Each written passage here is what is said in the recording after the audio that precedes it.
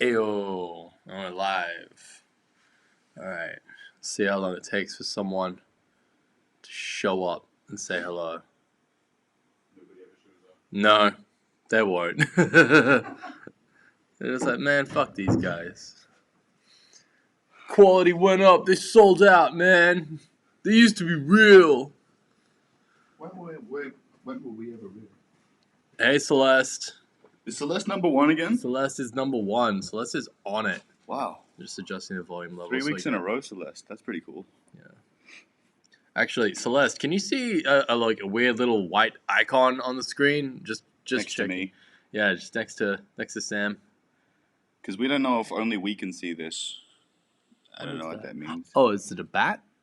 No. What the hell are know. those icons? Hey, guys, there's this like white icon next to me on our screen, like here. Yeah. And we don't know if you guys can see that or if it's See, just like us. the little this Yeah. right here. This right here. This icon. I'm guessing you guys can't see that, but if anybody could sound off on the stupid little white logo thing. Yeah. Actually, we gotta talk. Holy here. shit, Kelly's in Germany? Yeah. Oh yeah, that's right. Wait, with Jenna yeah, now? Yeah. She wants to see Jenna. Oh, that's fucking cool. That's so cool. Yeah, I remember you were saying you were doing that, Kelly. Yeah. A little while back. That's mad. Yeah, that's right. I'm gonna finish my coffee. Mm-hmm. Yeah. Oh, you can see it.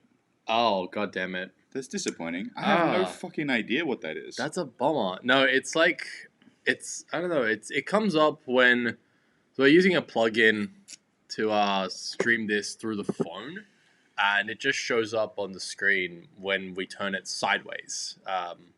It's really annoying because we don't want to film this long ways. Yeah. Can we put something here? Like put our logo just over it? No. Aww. No, I'm pretty sure it's just with the program itself. We can't put something over the logo? I mean, in post, sure. If we edit this one down. Okay, Sleepers Awesome says, yeah, it's a weird triangle in the cycle. That's right. That's exactly it. God damn it.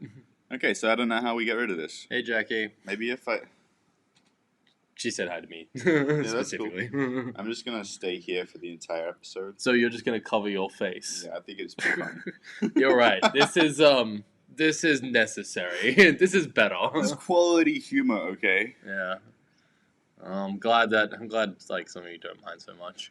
She's such a sweet girl. Yeah, that makes sense. Yeah. Oh. We're just gonna take this one easy, settle in. Actually, also because it seems like there's quite a bit of lag. There's some lag. Whoa. No. Oh, that's interesting. Okay, is it laggy on your end, guys? Yeah. Just hang a white piece of paper behind it. That would probably work. Yeah. Yeah, actually, how laggy is it for you guys? We're testing stuff out. Yeah, we're trying to make upgrades and shit, you know. Renovations. Yeah. So there's no sound options. That's it. Wow. Okay. Yeah, pretty much. Oh, the crickets. Right. Crickets. Yeah, because she was alone. I see. I get you now. Okay.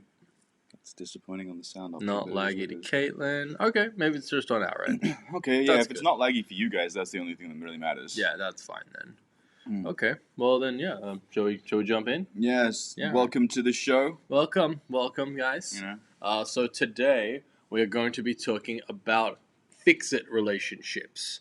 Yeah. Basically, mainly in movies and media and stuff. Just any instance where a character has a crappy life, and then they meet this amazing person, and they make them change and get all their shit together. But then afterwards, when they break up, inevitably in the low point of the movie, they just fall apart again. And then you're getting real specific. It's literally just Schlub tries to pull himself together for a girl. What he said. And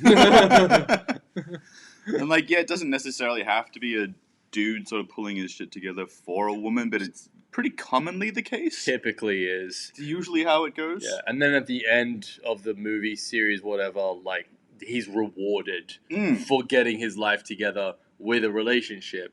So it makes it yeah, but would you have kept your shit together if you hadn't have gotten together with her?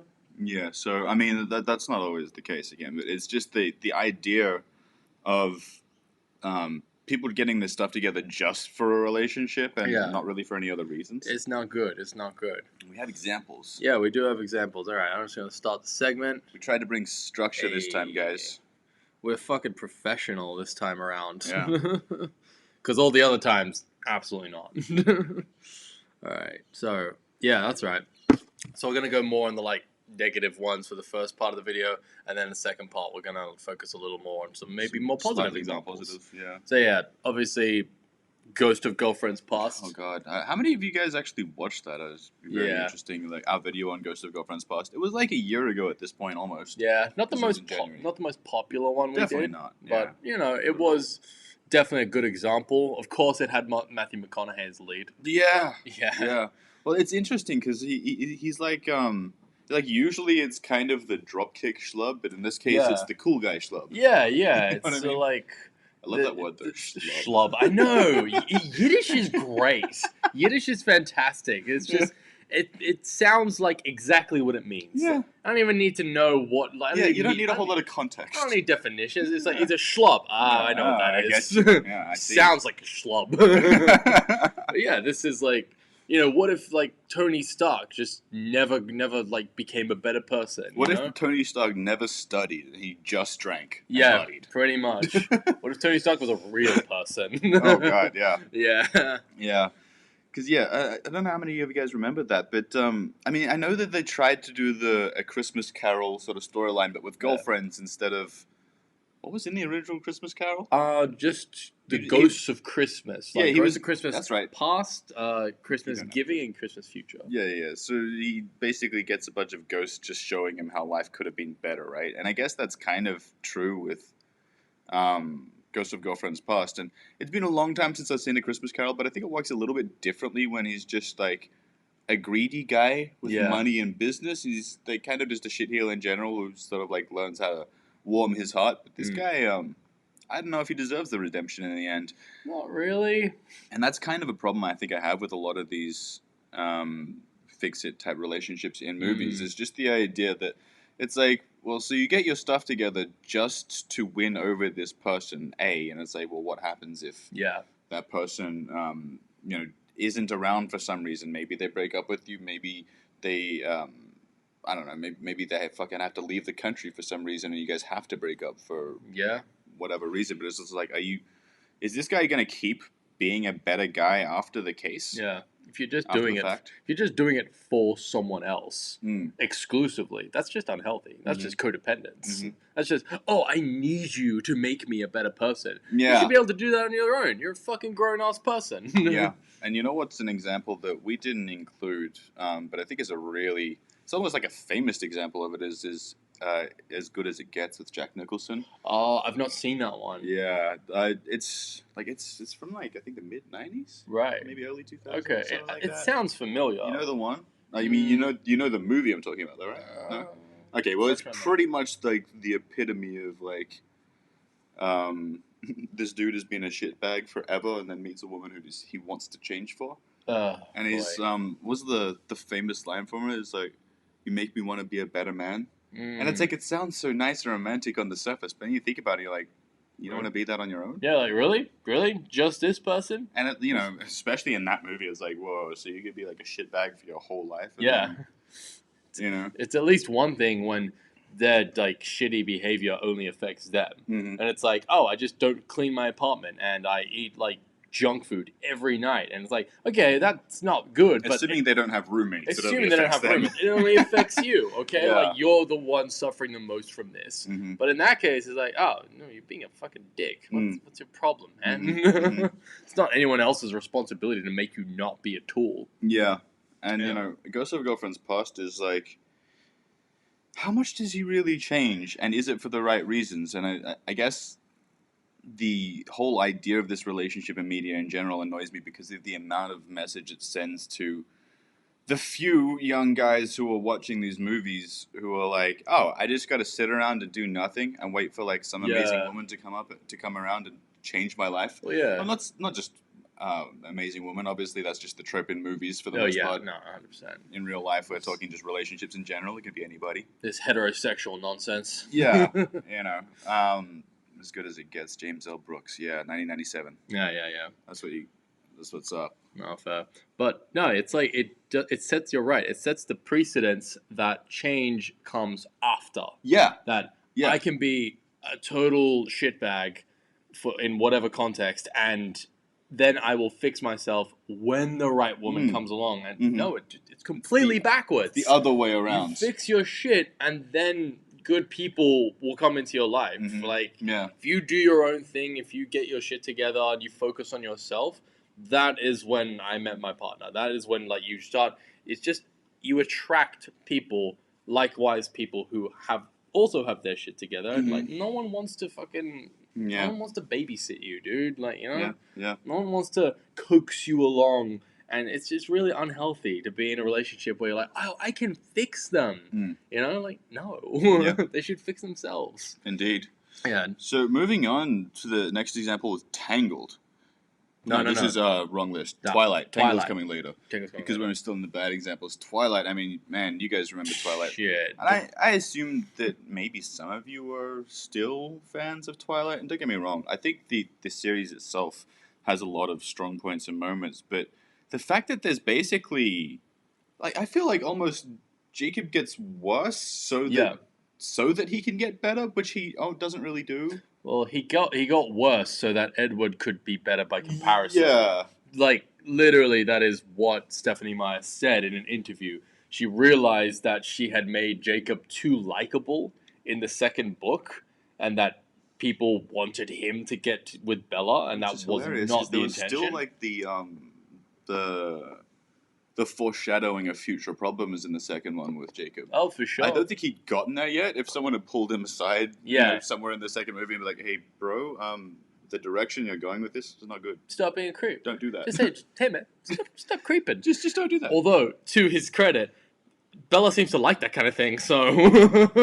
That's not positive. I know. In any way, shape, or form. I know. Yeah. But yeah, that is definitely one of those things that fucking... Oh, you gave me a reason to live, Bella.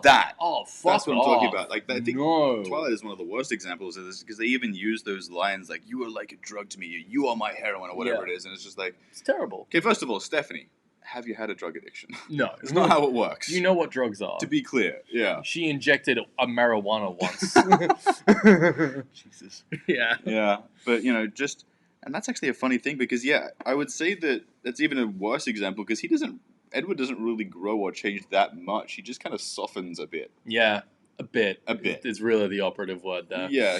Well, I guess he has less opportunity to be a super creeper because, you know, she starts putting it on more herself. Yeah. In the third and fourth she's movies. She's like, hey, I'm cool with you sneaking into my room. And he's like, damn, that takes all the thrill out of it. Yeah. But even when they go to after they get married and they go on their honeymoon and it's like now she's being the forceful kind of emotionally abusive one. Yeah. And it's like, oh yeah, you guys are good for each other. Oh, and yeah, mind you, it's not just all on Edward's side. It's also Bella's, I never knew I could shine until I met you. Oh, the amount of expectation that they place on each other. Yeah. So the amount of pressure, like when you're in a real relationship, you don't put that amount of pressure on the person that you've only been dating for like a few months. That's like several years worth of pressure. And I know that they take some time over the span of the few movies, but how long altogether? It was like 1-2 years for the entire movie? Yeah.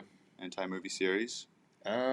So sorry, someone said like people have been hating on Twilight for years. What about the books? At least? I mean, I think...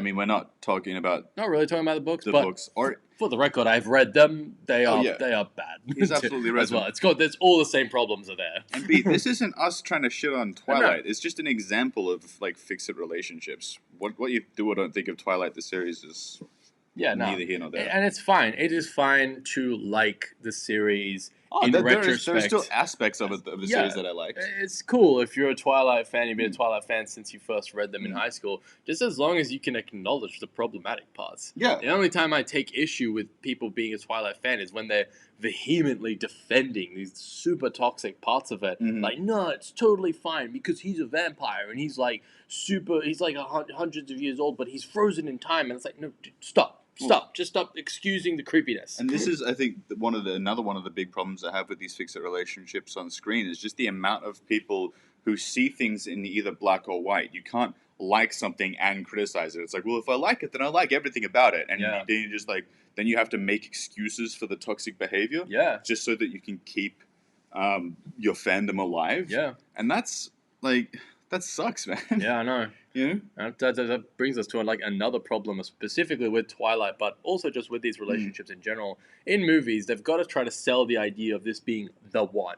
The real shit. You know, this is the one true love. This is destiny. Yeah. Especially in Twilight, they go on this idea, which is from Stephanie Meyer's Mormon beliefs, that there is just one person for you out there in the universe. Soulmate. Your soulmate.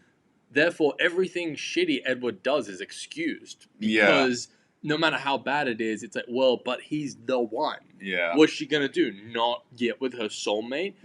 They frequently go on this idea of, like, if you're not with this one person who's made for you, like, your life is empty. You've got nothing. It has no meaning. Yeah. You're going to go numb for months on end, not talk to anybody, not do anything. That's just messed up. It's not healthy. And especially the time frame that they go in from Bella and Edward meeting to her being fucking destroyed in New Moon when he breaks up with her or whatever. Yeah. It's not that long. It's like a few months. Yeah. And, you know, it's one thing if you've been in a long-term relationship with a loving partner, or at least a partner where you think it's loving, and then that shit goes down after however many years, or just at least a certain amount of communication, understanding of who each other are. Yeah. But we only get surface level stuff in Twilight for their relationship, and it's like, but now you're super broken up over this person that you barely know. Yeah, exactly. Like, you haven't known him for that long, and you haven't gotten into like a whole lot of deep stuff aside from the fact that it's a fucking vampire. Yeah. You're like, cool.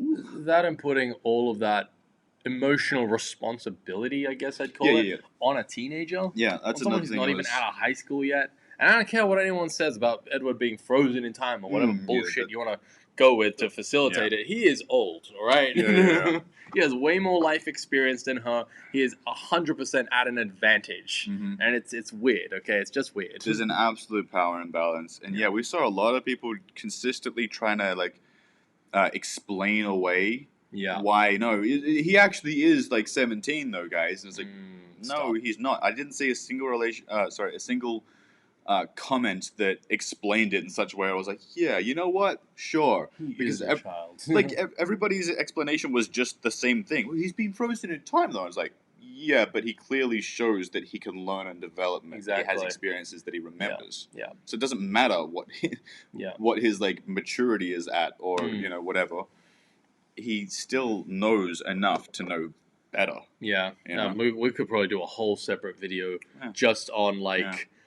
I don't know, immortal characters and, like, the fucking ramifications of them getting together with, like, non-immortal characters and, like, all the weirdness around that. But yeah, let's move on to the next one. Prince Naveen from Princess and the Frog. Yeah, the Princess and the Frog. That was a tough one because I think, honestly, the development of the relationship itself wasn't terrible. It was just made worse by how much of a shitty character he is. And the fact that he doesn't really actually show change so much as he just says that he wants to change. Yeah.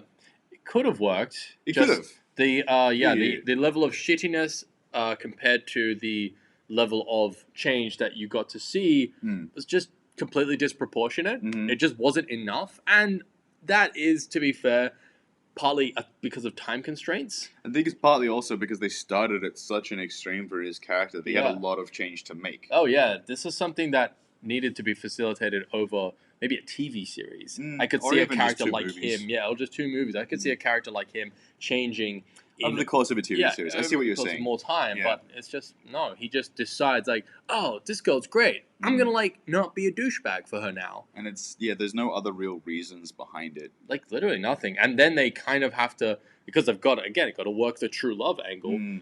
Then Tiana also kind of just rearranges her priorities somewhat. I mean, she still has her dream, and I like that they stuck with that. I like that she didn't change everything about herself for him or anything. But, like, she just suddenly is like, oh my god, like, I want to marry this guy who I've known for a day and was a total tool just yesterday. Even Literally. Look, even if we're going to assume that for some reason the trip took like a few days or something, and don't tell me it was longer than that. No, it wasn't. Come on. It wasn't. A few days is not enough. And it doesn't matter, even if it is. Even if it's a week. It's still not enough.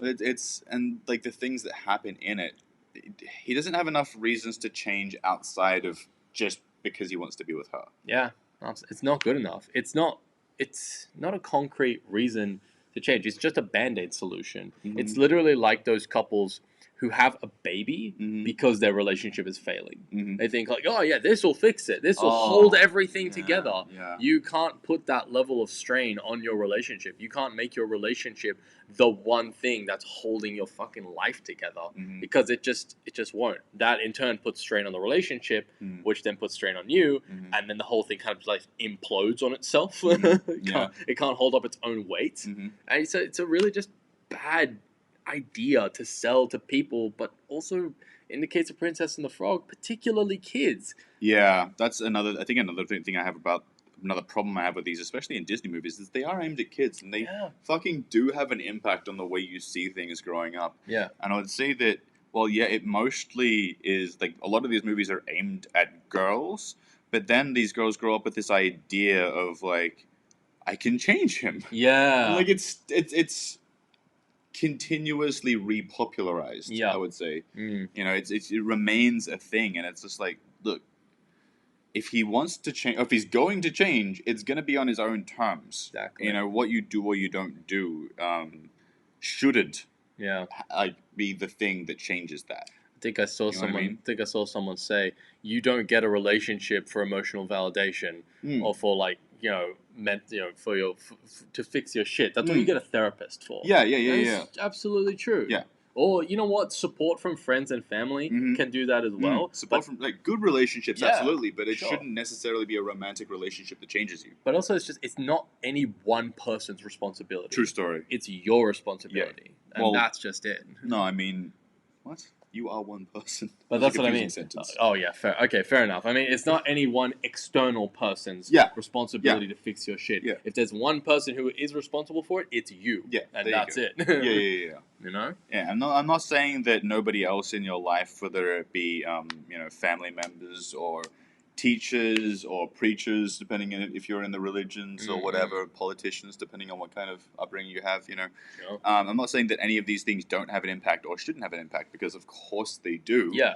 But at the end of the day, there's only so much you can blame these outside forces for the direction your life is going. Yeah. As much as they do have an impact, but I feel like too many people end up with the excuse of, I'm in a shitty position because, my upbringing. Yeah. My parents, my friends, my family suck. And it's like, that's not wrong, but it's only some of the picture. Yeah. You're not seizing the little, however little control you have of the situation. The best way I heard it put once is that your mental health and just your issues and all that shit in general, it's like owning a dog. If you take your dog to someone's place and the dog shits on the carpet, you didn't shit on the carpet, but you are responsible. It's your dog. Yeah. You're responsible. You can't say, oh, but I didn't shit on the carpet. Like, how is it supposed to know? I'm sorry, man. Like, but it's not my shit. You can yell at him all you want, all right? Yeah. Get down in my dog's face. Yeah, get in my just fucking lay into my dog. Just destroy his sense of self-worth. That doesn't do anything. Yeah. It doesn't fix anything, and you can't just keep pushing pushing the blame around and pushing the responsibility to change around. The buck stops at you, unfortunately. Yeah, you've got to sort of take these things into your own hands and decide, what changes you want to make in your own life in order to be in a position to be ready to be with someone who is also doing well and in a similar place to you. Exactly. You know what I mean? Just, you're going to, people who have their shit together will kind of like just it's like a magnetic sort of thing. It's like if you're doing you meet other people who are in a similar place, and you know what? If you're not growing and changing, you're just kind of being shitty. The chances are you're going to meet someone who's also like that. And that's another thing about these problems, and especially the Princess and the Frog one, is there's like so random happenstance is going to throw someone epic into your life, and they're going to change you, and and everything's going to go sweet, and you're like, fuck yeah, I just sit around on the couch and wait. Yeah, exactly, and it doesn't work like that, and that's how you end up with like bitter incels blaming like I don't know, just women as a gender for them not having a relationship. Yeah, and it's like, no, dude, no one who is actively trying to get their life together is going to see you and just out of the charity of their own heart decide, you know what, I'll help you get your shit together now. No, dude, they're busy, all right? Yeah. They got shit to do. Yeah. They're doing a night class. They're taking care of their parents on the weekends. They've just started taking yoga. They're taking up yoga. Like, come on, buddy. Yeah. No, they do not have time to baby you like that. Yeah, it's like, I'm glad for both you and I, we both started sort of getting our shit together and then met someone. Yeah. Because it's like, then when you meet that person, it's like you can support each other in the continued growth. Yeah. But if you're expecting that other person to be the growth for you, then no, it doesn't work. All right, so segment over. Segment over. We're going to move to questions. Open the floor to you guys, and I'm going to refill on coffee. Oh, yeah, sure. So, back in a second. All right. Dinko was into that part of the major flip, and Princess and the Frogs at the actual transformation. Yeah, look, you can bring symbolism and metaphor into it as much as you want, but I don't know, man. This needs to be more explicit for me, especially when it's a kids movie. All right. Okay, there's people replying to each other. Yay, yoga. Yeah, yoga's great. That's it. If you guys want to ask anything, I think I might have to. Hi, Jade Davis. Scroll back a little bit. Yeah, well, we never see the reality. A shitty person meets a well put together person and drags them to their state instead. Yep, that is actually how that happens in real life. Especially if they're not willing to make changes themselves, they're inevitably just going to depend on somebody else to do it for them and then drag that person down. It's like, they're your partner, not your parent. Like, come on. Complete side note, my theater place is open again and I have an audition next week. Fuck yeah, well done, Jackie. Alright. Favorite movie relationship in the movies you have seen so far, as in most healthy? Honestly, I think Elle and Emmett. Yeah, Elle and Emmett. They're fucking, just quintessential supportive relationship. You know? They completely accept each other and are willing to go the distance for each other, but are not, like, dependent on each other. They're not codependent in any kind of, like, gross, unhealthy way. Are you happy you reacted Mirror has two faces? I mean, maybe. Princess Roleplay worked if the movie was longer. Yeah, exactly. All of these fix-it relationships, it's like, there is a way to do them, and we're going to get into some better examples in just a little bit, but, yeah, they just need more time. That kind of growth does not happen overnight, and it's really, really toxic to sell that idea, especially to kids. Because I don't care what you want to say about, oh, but it's just a movie, guys, or it's just a book, or just a whatever. It's like, no, someone who is young and impressionable is going to watch this and internalize it, whether they realize it or not. Yeah, date your partner, you're not your parent. Yeah, thank you. Even the Notebook. Oh, yes, I've heard about the Notebook. See, I don't know. All I know is that there have been some complaints about the relationship in the Notebook, but I don't know what, and I don't want to know until we see it. Oh, yeah, no, me either. I just, I'm dreading it somewhat because of how hard people have expressed their distaste for it. Oh, absolutely. Oh, can you find a decent panettone per Natale down under? I mean, yeah, go to any, like, you know, any like little Italian grocer, you'll find them. They're all around. They're not meant to be eaten though. You just look at them. You just look at them, and you know, and don't eat them. Unless they're the ones with like the custard cream in the middle, that they replace it with like the same kind of filling they put in like cannoli. Those are better. That's an improvement. Oh, it's fucking sugar bread with chocolate fucking pieces in it. I don't think it needs more. It's fruit pieces most of the time. They fixed it. The chocolate is enough. If you're just talking about the chocolate one, then that's fine. Yeah, the fruit pieces are still decent with milk, but the chocolate's that's where it's at. Don't like fruitcakes. Just period. I know what you're talking about. Yeah. As an American, I wish Elle Woods would run for president. Dude, me too. I wish Elle was a real person so she could run for president. Yeah. Which is worse, Edward as a 17-year-old vamp for 1,000 years with a teen, or Angel, a 20-something vamp for like 150 years with a teenage Buffy? Yeah. I mean, dude, they're both not great. You're talking about Angel and Buffy? Yeah. I haven't seen it yet. I mean, it's just... I've seen bits and pieces. I'm going to go rewatch the entire series with Maria. It just sounds like the same thing in principle. Yeah, I mean, I've seen. Yeah. Oh, Ben is finally moving out next week so he can start going on dates. Good for you, man. Nice. My mother said to me, don't be Cinderella or Ariel, be more like Mulan and Merida.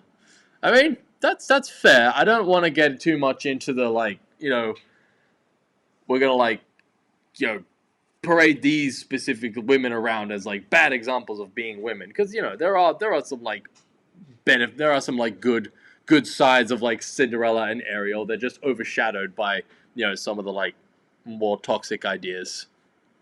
But they're not, like, inherently, like, bad role models or anything. I mean, we learn lessons through stories as kids, so learning lesson movies should be the same. It is the same. Yeah, people should acknowledge it that way. Whether we like it or not. Yeah. Have you guys thought of doing live shows or watch parties on Discord? I mean, yeah, but we're not gonna. Honestly, this works well for us. We just like it being more streamlined, just all in the same place. And there's only so many different things we can do. Pretty much, yeah. I guess relationships in The Longest Ride are okay. I don't know if you guys know the movie. Nah, I'm afraid not, but yeah. What movie? Oh, The Longest Ride. Oh, no, yeah.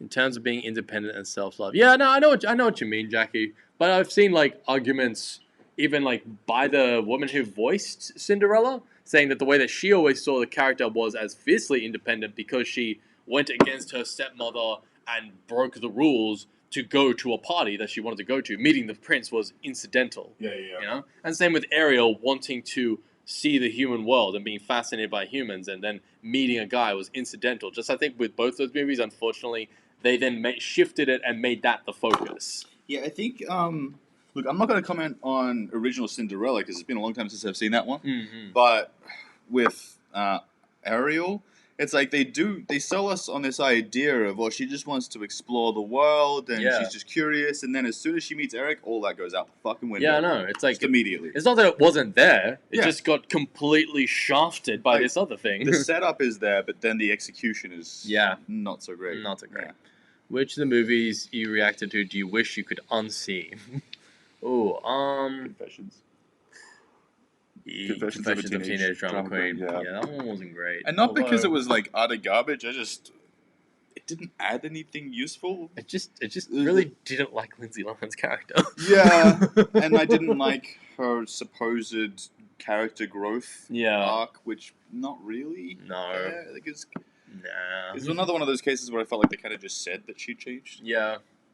Also, I guess some of the Twilight movies too. Oh, actually, particularly the last one.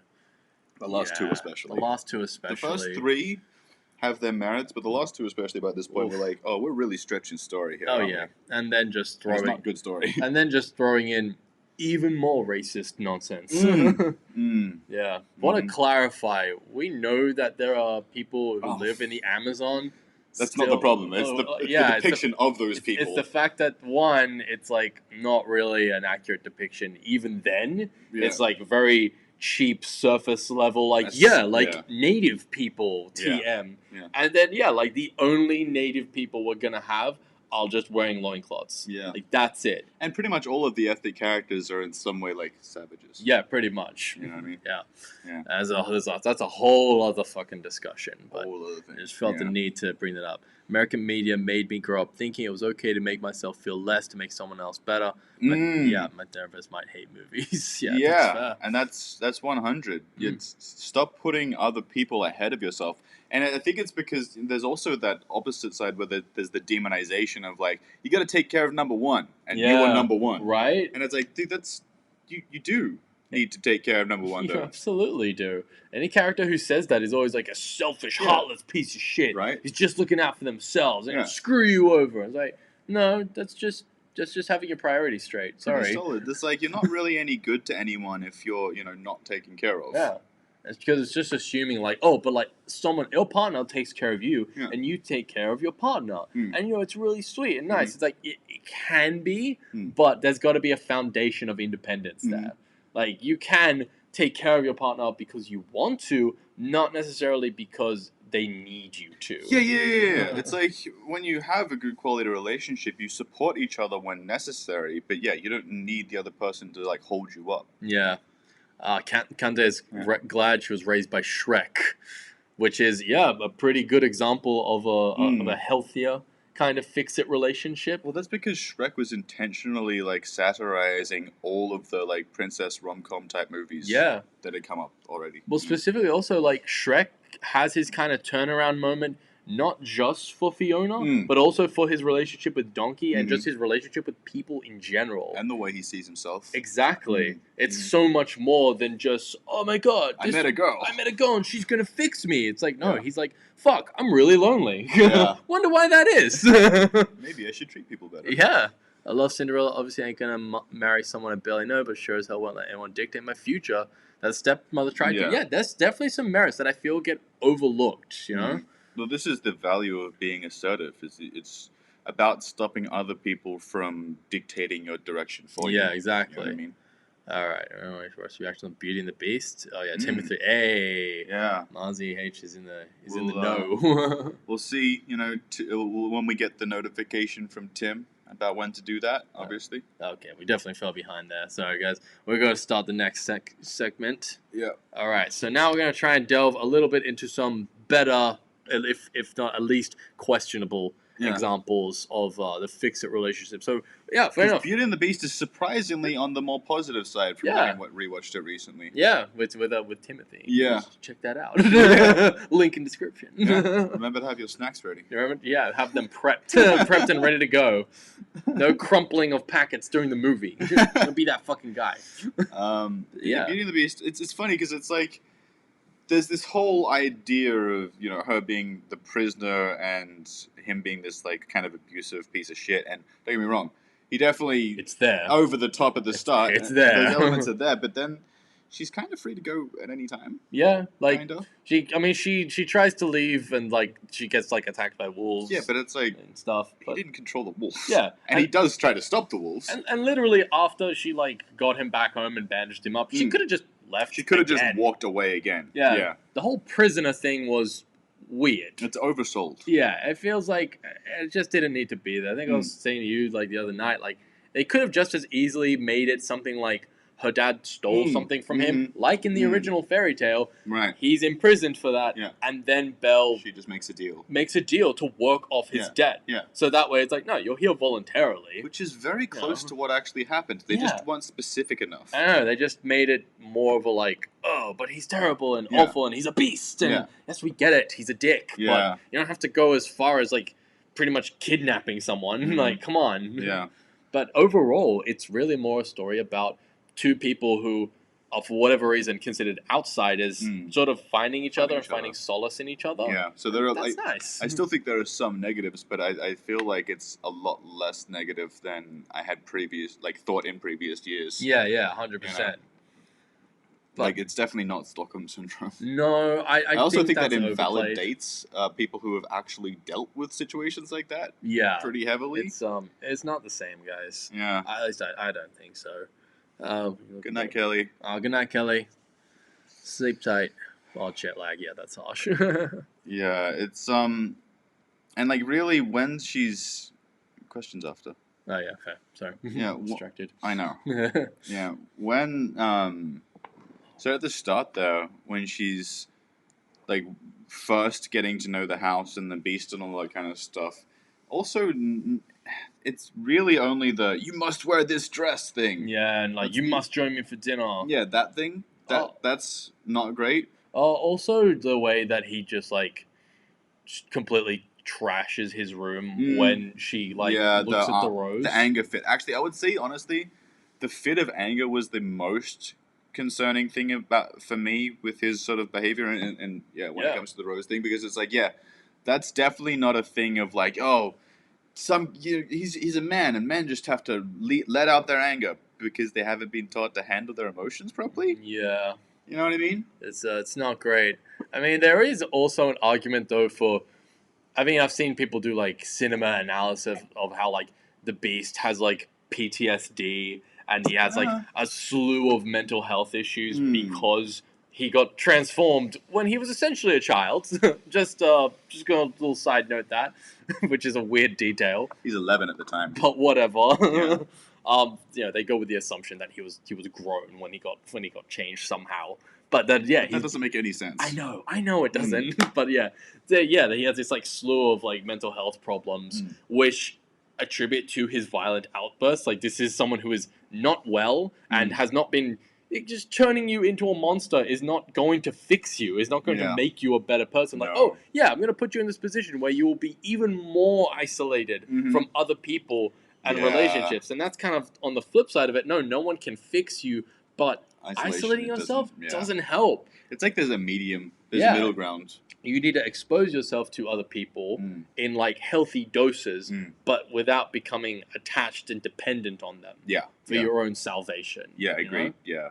Like you need to have positive examples in your life, but you can't take them as gospel. Yeah. You know what I mean? Beauty and the Beast, I feel, is a mixed bag, but overall, when you look at it through a certain lens, it's more of a story about, to me, like mental health, loneliness, and the kind of negative impact that has on you. Because, like it's not, we were just talking about how dependence on someone else is not great. But the way that the Beast just kind of gives up on life when Belle leaves because he thinks like that's not great. I mean, sure, there's a story reason because he thinks like he's never going to break the curse. She can never love him because he'll be a beast forever. At least some of that context does help. It does help a bit. And it's like fuck that is pretty real. I've been there. That feeling of worthlessness. It's nice to see that. The feeling, sure, but it just needed to be executed a little bit better. Well, that's what I would have wanted from the remake. Is if they were gonna make it longer, which I believe they did, is add in a little bit of extra of that context to make the story work better. But really, all they did was like, from what I remember, add more into the musical numbers. Yeah, and somewhat kind of make it more obvious that Josh Gad's character is gay. Yeah. But I don't think they actually outright say it at any point. He just danced with the dude, right? He's just flamboyant. Yeah. From what I remember. It's queer coding. That's not queer representation. But they know they were doing it this time because they just didn't want to commit, is what I feel like. Classic Disney. Yeah, Disney. All right, moving on. Yeah. Tangled. Okay. Yeah, I mean, I know we had kind of already talked about Tangled a little bit. But it does feel like a much more positive example because he changes more due to the events of the story itself than specifically because he wants to be with her. Yeah. That's more of an adjacent point. Yeah. He's incidental. Yeah, he realizes, there's this girl here who sees me for who I really am. And she actually likes me, she actually accepts me, and that's a positive development. But a lot of the change comes from just the events of the story and how everyone involved in the story is treating each other, and not just specifically her. Yeah. It's also about the way he sees the relationship between her mom and her mother Gothel and her, and like, that's not right. This is concerning. Yeah. I'm a pretty messed up guy. And even I know this is pretty messed up. Oh my god! Yeah, and seriously, if this guy also let's remember this guy is operating on frequently less and less brain cells as the movie goes on. The amount of head hits and just general poundings that he takes in that movie. Yeah, I'm surprised he makes it to the end with any brain power left. Right. Even his relationship with Max, the horse, is freaking great. Dude, yeah, that's actually one of the I think one of the stronger elements of that story is the way they set up Max and him sort of finding each other and learning, growing together. Yeah, they both kind of come from opposite sides of the coin to sort of meet in the middle and be like, you know what? Yes, we should take care of this. Yeah, I think what I like though is just how his relationship with Rapunzel wouldn't it doesn't hinge on being romantic. The story Yeah. would still work If they'd just been friends if at they'd the end. just been friends in the end. It would still work, even if it was like, he was like, oh my god, you're like the sister I never had. Or, yeah, whatever relationship they went with. And it's fine that they went with romance, because, Yeah, it works more the novel because, thing. he's not like completely dependent on her, but meeting her and that whole like, I've got a dream song, that whole sequence, and him meeting even those like those rough I've got guys. a dream. Yeah, it's fucking banger. That's one of the best songs in like a Disney movie for me. It's a good one. Slaps. But even him like meeting those people and like kind of being shown like that his dream, his like big vision for himself is actually kind of hollow, kind of shallow, a bit sad when you think about it. I want a big island where I can be alone. Yeah, and I love the way like as they're escaping, the dude with the hook is like, "Hey, you got to follow your dreams," and he's like, "Thanks, it's not you, her. Your dream stinks." Yeah. It's like, yeah, it kind of does, dude. At least like his dream makes sense for a guy who grew up with nobody. Yeah, for the orphan, exactly. But I'm glad that the point of the story was to show him that there was more to life than having money and being alone. Oh yeah, for sure. Because all he really wants is security. Yeah, and the active change that he makes is not really like it's not a full overhaul. It's not like he doesn't 180. He's not a different person. He just decides to stop stealing and value people's lives a bit more. He just decides like, oh, okay, I like my priorities have been rearranged somewhat. By meeting someone who I actually care about quite a lot, rather than not just someone's. Yeah, someone's. Several people's. People. Like he just and also people's.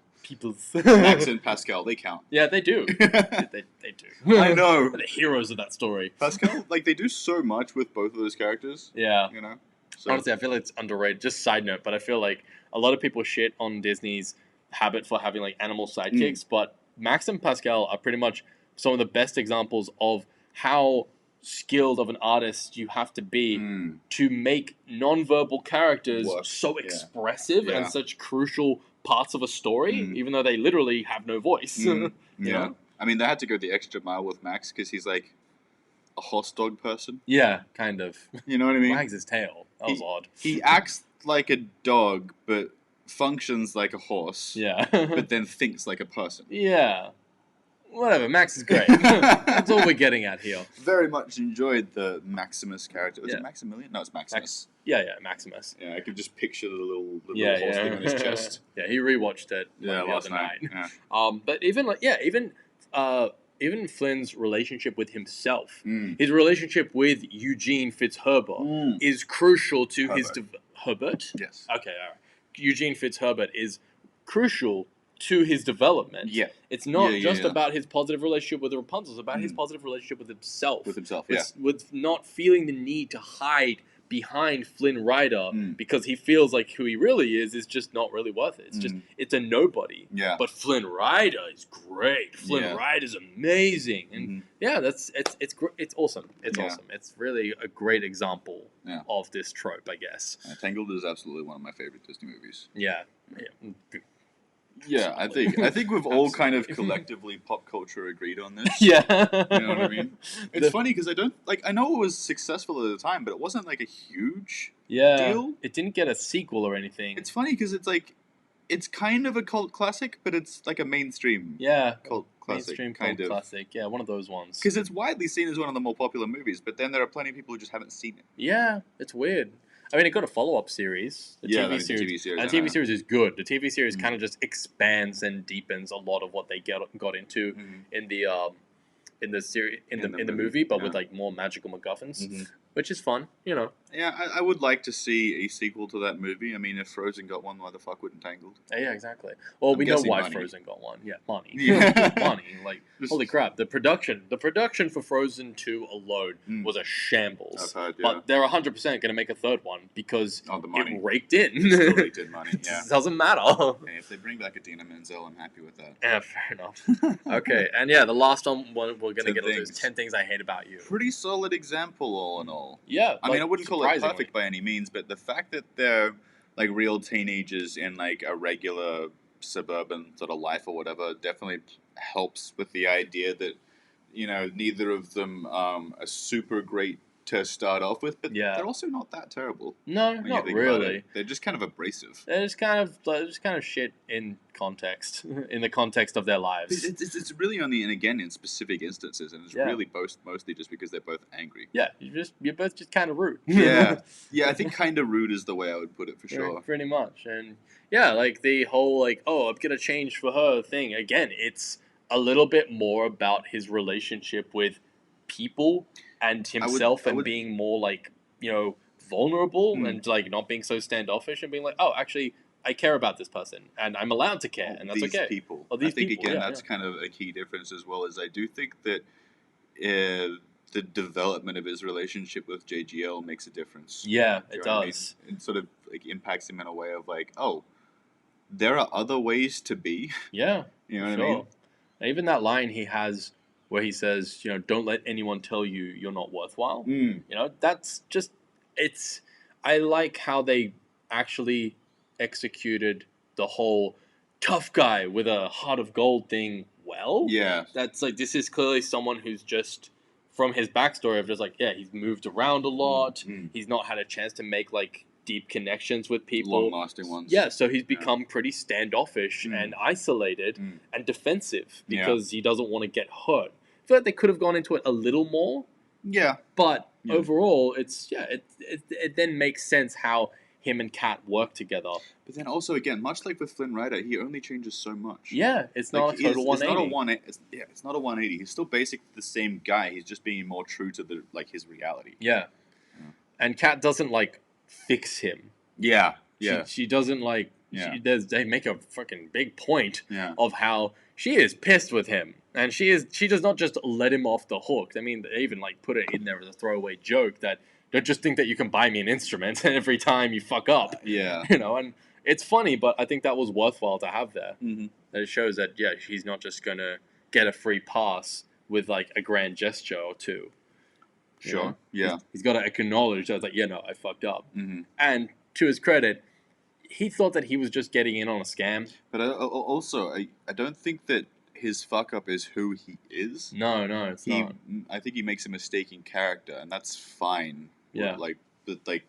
The heart, I suppose, the core of who he is as a character is actually pretty solid to begin with, even though he's like rude and has like a defensive shell or whatever. You can see his heart pretty clearly. Yeah, pretty you quickly. can. Once he realizes that he has to use it, he's like, I guess I've got to be the good guy here. Yeah. Fair enough. Oh, I think it's more he realizes like, crap, I'm not the bad guy. Well, that's what I mean. I'm not like this fucking douchebag who's paying me for this. I'm not actually capable of the coldness that I think I am. Yeah.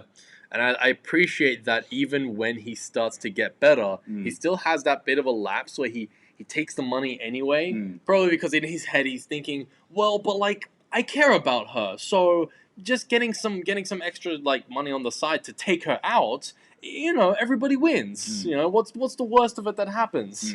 So I appreciate that there was a somewhat more nuanced growth kind of like arc. Well, I think I would say that it's the same for all of these arcs. Yeah. It's about the nuance. It's about the better details. ones, yeah. Well, I mean, with the bad ones, it's the lack of nuance. Exactly, it's the lack of nuance, the lack of time, especially. Well, I think we've got to stop using time as an example because there's so many examples of really good stories being put into an hour and a half.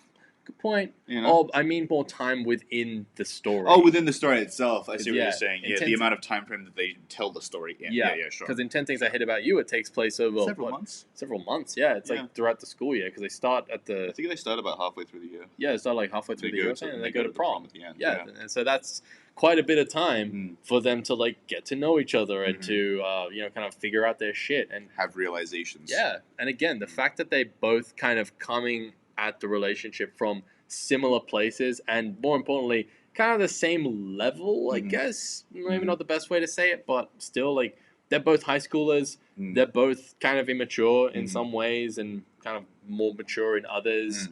They're still figuring themselves out, so I give it a lot more credence than something like Naveen and Tiana, because it's like, man, they're adults.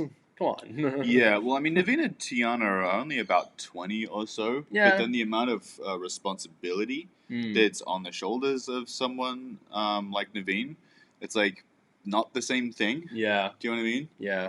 And I'm not saying that whether it's right or wrong to put that amount of responsibility on someone who is like 20, you know, because being a prince and all that kind of stuff. But it's the situation you're in. Yeah. You know, it needs to be handled better. And quite frankly, I've seen so many times where the prince character was handled better. Like, they don't always have to be that spoiled. I know, right? And you know what? Here's another throw in from there's not really a Fixit relationship because he doesn't change for the relationship. He changes for the situation, but still, is Klaus. Yeah. Klaus is basically just the better version of Naveen because he's even more like rude, selfish, spoiled, everything else to start off with. He's a tool. But the character growth throughout from the beginning of Klaus to the end is ridiculous. Oh, it's so good. The reasons for his change and then like the slow development of his change doesn't just happen at one point. They don't just tell you. Yeah. It just develops over the course of the movie, and by the end you're like, oh, you've really grown a lot. Yeah, and what captures... well, I love that, yeah, what captures him is not really like... I mean, it's not her, even though she does have a positive influence. She does have a positive influence on him, but it's almost more like he has unintentionally a positive influence on her and everyone else in the town, and he realizes how much good he's actually capable of, and how that actually makes him feel good about himself. Yeah, think about it. Like this is what I'm saying is he has positive change for himself first. Well, not first. Well, actually, no, first because it's like the fact that he accidentally helps a bunch of these other people in this town whilst trying to be selfish. Yeah. And he just ends up helping them, and he's like, oh, you know what? I'm actually doing some good here, and I like this. So Yeah. I want to keep doing good. This is some good shit. You know, but that's a really good story arc, and you're right. He unintentionally brings positivity to everyone else around him, and then just realizes this is pretty great. He's pretty you great. know, and it's not him changing for her to get the relationship, to get the girl. He becomes a better person, changes his priorities, and then that relationship is open. Yeah, exactly. You know that becomes a possibility. Yeah. After he's gotten his shit together. After he started getting his shit together. Yeah. He's on the path. Exactly. Yeah. And what's more, even when they do have them get together, it's like implied to be like it's later. Oh, much later. It didn't happen like over a lot of time. It wasn't like you did the emotional growth, therefore you are rewarded with female attention. It's like, no, this happened later on, off screen. Oh, that wasn't off screen. They have the relationship. They develop the relationship through the movie, and they kind of get together at the end. But it's still not like a major focal point. No, it's not the focal a big point. reward moment. It's just like, and of course they got together. Yeah. Because they had chemistry, and you know, he stopped being a tool. Yeah. But yeah, all right, well, and so that's all that. We're gonna open up to questions again. So, all right. Oh yeah, Vampire Diaries. Yeah, I've heard a lot about that one too. No idea. Haven't seen it. I read the first book before the TV show was even a thing, and didn't like it that much. Yeah. All right, so just backtracking. Tangled is a beautiful movie. True story. How far back are we going? Oh man, I don't know. Okay, wait. There's Kelly going to sleep. We saw that earlier. Yeah. So, Beauty and the Beast, when you look at the original story, it's a teenager who didn't let a stranger get punished for it. I don't understand that. Sorry. It's unclear. Little Women. I feel like Little Women is a great example of how to approach this kind of sarcastic but still falling into the cliche. Haven't seen Little Women. Or at least not as an adult. Yeah. Original fairy tale, he's more introverted, more of a gentleman while trying not to be braggy. Yeah, I mean, the original fairy tale is inconsequential to the movie. Yeah, no, we're just like I don't mean to shut down anyone's point, but yeah, what happened in like the book or anything else before the movie, it's not what we're talking about. If you're taking that as a kind of example of how they could have done it better, then yeah, okay, sure, they could have gone for that. As far as Beauty and the Beast reimagining go, I really liked. No idea. Beastly. No idea. Beastly, yeah, I've seen that one, and that's actually pretty good. That would actually be worth looking into. Sure, no idea. Okay, good to see you guys all talking to each other. Yeah, it's nice. Remember to like the live. Thank you, Kanda. Thanks, Kanda. In the original fairy tale, the beast would be more... Okay, yeah. Yeah. Again, Ben, the original fairy tales, I'm sure it's great, but it has no bearing on the way the movie impacts society. Yeah, he was only 11 when he changed. Yep. And they just weirdly ignore that. Yeah, they definitely try and make it seem in the Beauty and the Beast as if he was like at least a young adult when he changed, and there's like, but it's been 10 years and he's turning 21. Yeah, it's weird. This could have happened. This easily could have happened like 3 years ago. You know. So I think Beast and Belle has a solid friends to lovers relationship. I watched it pretty late. My exposure to it is the live action one. Yeah, see, I barely remember the live action one, but I remember feeling like the only things they added weren't necessary things to add. Yeah. The original takes care of all of the good parts, honestly. But we will go back. You haven't seen the live action. No, I haven't seen the live action. So we will add the live action one sometime soon, and we'll see how it goes from there. Yeah. Thought Adam was older when he picked. Yeah, everyone thinks that. Yeah, I know. But you got to stop and you do the math, unfortunately. And it's like, wait, hang on. Tangled is such a beautiful movie. Yeah, it is. Damn right. It's like I'm really glad I got to rewatch it last time. Like, yeah, see this 1,000 times. I only watched the Emma Watson version. The only thing that I remember is "Be Our Guest." Funny song. Yeah. Yeah. It's once catchy. again, the original takes like all of the good moments are in the original anyway. I fucking love some writer. Who doesn't, man? Well, it really helps that the Zach Levi performance was so solid. Oh, yeah. Zachary Levi is one of my favorite sort of underrated actors. Yeah. You know, he's really only starting to get more attention now for Shazam, but... Yeah. Oh, you know what also helps is that they literally made his character based on test screenings with, like, exclusively women. Oh, right. They were like, okay, they just got a bunch of women together, like, okay, so what's your ideal man? And this fucking beautiful disaster is what they came up with. That's just great. Well, I love classic, lovable, what's the word? Rapscallion. Lovable rapscallion. Ruffian. But somewhat more down to earth than, say, like Aladdin. It's got a little bit less of that, yeah, I'm so cool kind of thing going on. Yeah. And he's actually like, it's like, oh, you're a sweetheart, deep down. I also like that there's some satire in his character. Exactly, yeah. It's kind of poking fun at the lovable rapscallion thing. The bit where he's like, all right, you've done it. You ready for the smolder? He does the, and it's like, oh, you know what? When we finally do that movie, I'm definitely cutting in a Final Space clip. Oh, for sure. Yeah. All right, I recently watched someone play Kingdom Hearts 3. I don't play games. No idea. Yeah, Rapunzel is the tough one. That is true, especially if you watch the TV show. Yeah, they go into that more. Sure. Tangled also has a TV show. Yep.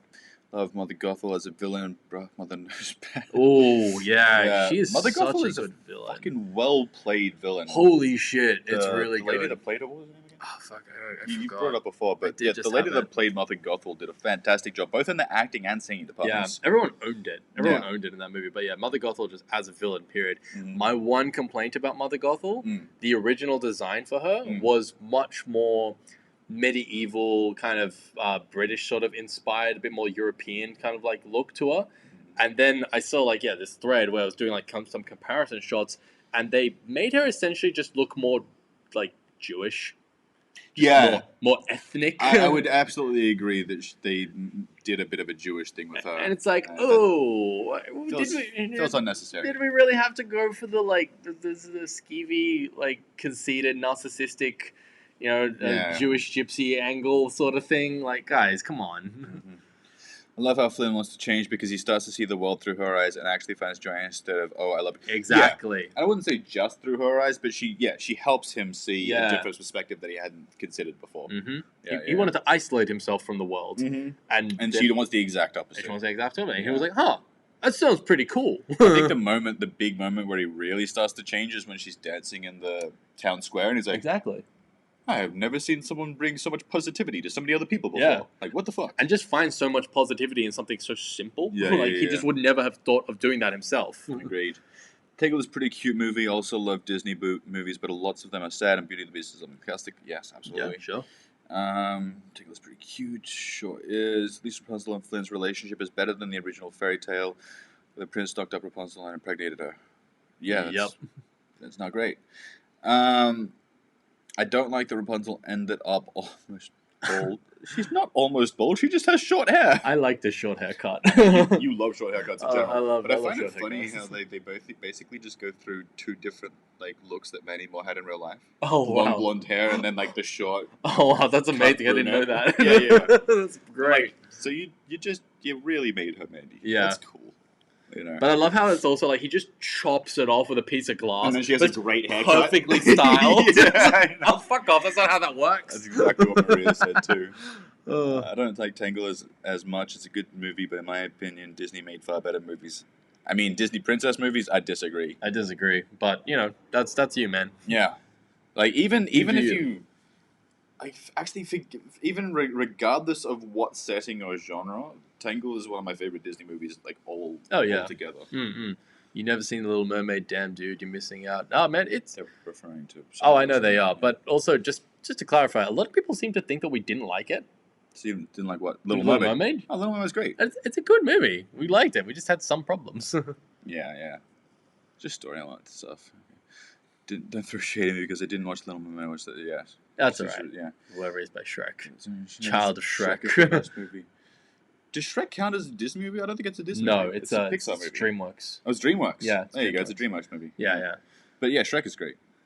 Tangled got overshadowed by Frozen. Yeah, it's weird because I feel like it got overshadowed by Frozen at the time and probably for the few years after. But like over the last few, 4 or 5 years or something, I think Tangled is starting to become more rated. Frozen. There's not exactly a hot take to think of Tangled as the best like princess movie. Oh yeah, for sure. But I think it's more Frozen was more popular with the children. Frozen was more popular with the children and the casual fans, and more importantly, it had the best song. Yeah. Just one individual song out of all of the Disney movies. Like, whether you like Let It Go or not, it is probably one of the best Disney songs they've ever done. It's catchy as all hell. There's a reason it did so well. A good hook, yeah. It's very well structured and written. Cannot fucking forget it. Okay. We're playing to each other. Fuck Frozen. Oh, Ben is just red hot. I mean, I like some musicals. It's more the format that I don't love, but that doesn't mean it's going to be bad. You know what I'm saying? So, I'm glad they did it. Shows they commit to the story. Maybe talking to each other. Yeah. Damon and Eleanor. Vampire Diaries. Oh, okay. That's something missed a notification. Oh, that's so good. It's unfortunate. I would hate Chuck and Blair's really. Okay, still don't know what you're talking about. Vampire Diaries, I'm guessing. Yeah, they're all just talking about Vampire Diaries at this point. I see. Okay, that's cool. We have not seen it. Ever After is we're gonna get. Yeah, that one we're gonna get to very soon. Yeah. How many guys are so into fiction relationships? Yeah, of course. Well, again, because it's the lazy option. Yeah, it takes all responsibility off them. Yeah, I do nothing until someone else comes along and changes my shit for me. Yeah. And realistically, the amount of guys who just want to date their mom and won't think about that or admit it, just like, I just want a woman who like cook and clean for me. And like, so your mom. Cut the crust off my sandwiches. Why can't you send me to lunch with send me to work with my lunch in a little paper bag? You know what I'm saying? Yep. Like, fuck. Movie we were most surprised by. Most surprised by. High School Musical 2.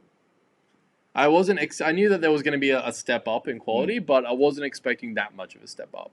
So yeah, I was. That was really like awesome. Okay, cool. Yeah, I was not expecting to like it as much as I do. Sure. Yeah, definitely not. I don't really have an answer for you. I'm trying to think. I'm like, when was the last time I was surprised by a movie?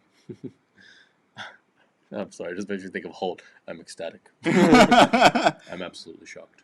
I mean, maybe The Princess Diaries too, because I thought that would be utter garbage. Yeah. Like, I thought it was just going to go from, like, really good for the first one and really bad to the second, but the second one was actually really good. I was surprised by how bad the last Twilight movie actually was. Media influencing youth is definitely a thing, or at least for me, dude, it is for everyone, whether you want it to or not. Society, whether we like it or not. Yeah. You don't get to control that. Yeah, no just the idea that people are like, movies aren't there to educate. It's like, well, they do, whether you like it or not. Exactly. Hang on, what are you doing? Whenever I want to make big life plans, I always want to change them whenever I meet someone new, which is stupid. Yeah, you got to keep your life plans solid for you and then have people that fit into those plans, not... you can't, don't be changing what you want to do for somebody else. Don't beat yourself up for it though. Yeah. That is a skill. That's something you just got to learn over time. That's actually a really important sort of word to use. That it's a skill. Yeah. All of these things are skills when Yeah. it comes to handling your relationships with other people, when it comes to handling communication, when it comes to handling the direction of your own goddamn life. It's a skill. Yeah. It's something you have to work on. You have to practice. It's not just going to fucking happen. Yeah. And I think this is the crux of what we're talking about here is with the relationship stuff. It's like, you don't just wait for shit to change. Yeah, no. You change it yourself ahead of time. Yeah. And then you reap the benefits of those changes. Exactly. You know what I mean? Because it's a skill. Yeah. It's something you got to learn. Yeah. No one is just automatically made for it. And that's the angle that they sell, is that you meet the right person and everything falls into place. No, it doesn't. No. Not if you haven't put in the work. You start putting things into place first. And you can meet someone on the journey, but you have to start the journey. Exactly. Yeah. Let's just go back to the default scene. Yeah, that time has been up for a while. Definitely done with questions Hit now. the little you want to play button. Right, okay. There you go. Cool. So we're just going to do a little more just free form just chatting free with you form guys. chatting with you to end this. We're starting to think in the future we are going to start cutting up these episodes and probably just having the talking points on the main channel, and then the lives will just be live. I'm not sure. We're still adjusting. Yeah. We'll do like highlights. You know? Yeah. Basically, we're going to figure this channel out as we go, but we definitely want it to be a separate thing to our main channel. This is a creative experiment, really. Mm-hmm. Yeah. All right, good Sam, I like the choice of red ink on your arm, but I need to know what motivated that choice. I really like red. Yeah. And black. Kind of see that. Red and black hat, red this, black tattoos. Red suits me. I know that it goes well with my skin tone too. Like, it actually stands out well. I just like black and red. It's something that suited me because, like, at the start, I was just unintentionally getting black and red tattoos, and then after like 3 or 4, I was like, do I want any other colors? Yeah. No. We have a theme here. Yeah. Thing is, Belle didn't fall for the beast and let him take advantage of her and puts him in his place.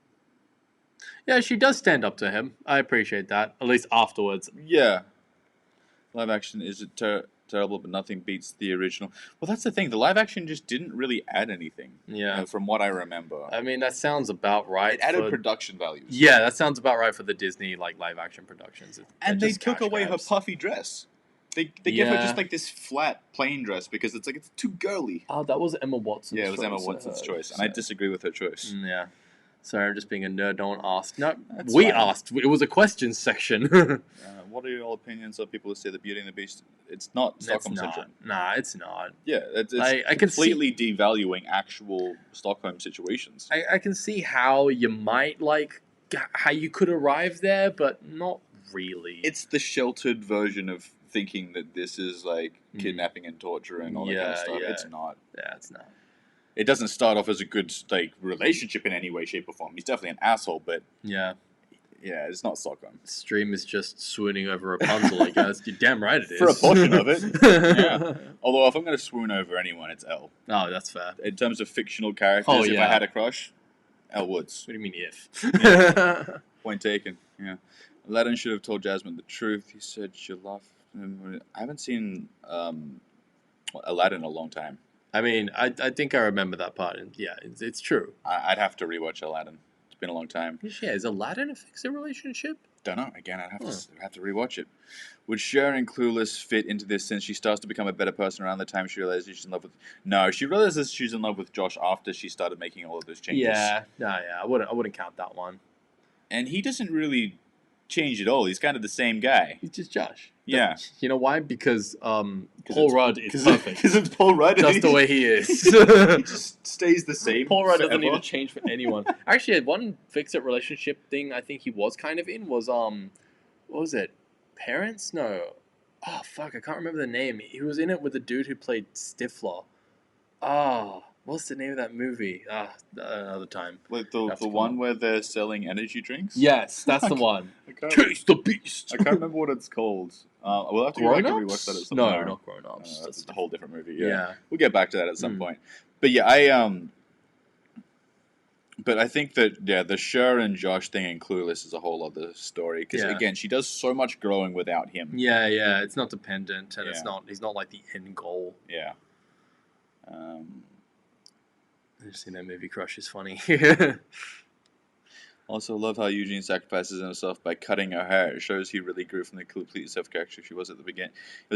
Yeah, but again, it's not a full 180. It's a believable adjustment in his priorities that I think I agree with. The only thing I hate about that scene is I wouldn't say hate, but me and Maria were like ripping on this a bit last night. It's just like, just get healed first and then cut her hair. Yeah, exactly. You didn't have to be a martyr. But drama. But the drama. Just let her start singing, and as soon as the healing starts to happen, then you cut it. Yeah, exactly. You know? Yeah. But besides that, yeah. The sequel to Little Mermaid was better in my opinion. We'll figure out that when we get to it, I suppose. True. Larry should have told Jasmine. Oh, this is just a repeat. Yeah. Shrek is a DreamWorks movie. It sure is. Frozen was great because it was more about the sisterly relationship than the romance. I agree. That was actually the thing that I liked about Frozen. Yeah, that is the its biggest selling point for me. Let It Go is a staple in LGBTQ. God damn it. LGBTQ. Thank you. Karaoke night. That's fair. I would say it's probably a staple of just a lot of bars on karaoke night. But typically, like, Let It Go. That's fair. Yeah, I mean, Elsa is queer coded.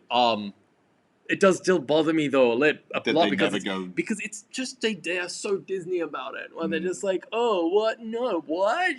Gay? I don't know what you're talking about. Disney has so many come on, man. But won't admit to being gay characters. It's the biggest company on the fucking planet. If anyone could do a gay character and, just weather the consequences of backlash from conservatives and losing views or whatever, it's like you could do it. Mm-hmm. You could do it. You just don't want to. Yeah, I just don't want to. Sorry, some of us went off on our own tangent. That's fine. You guys enjoy each other. That's what we do. Yeah. I love Frozen. Yeah, the soundtrack reminds me of great examples like Tarzan, Hercules, or Aladdin. Yeah.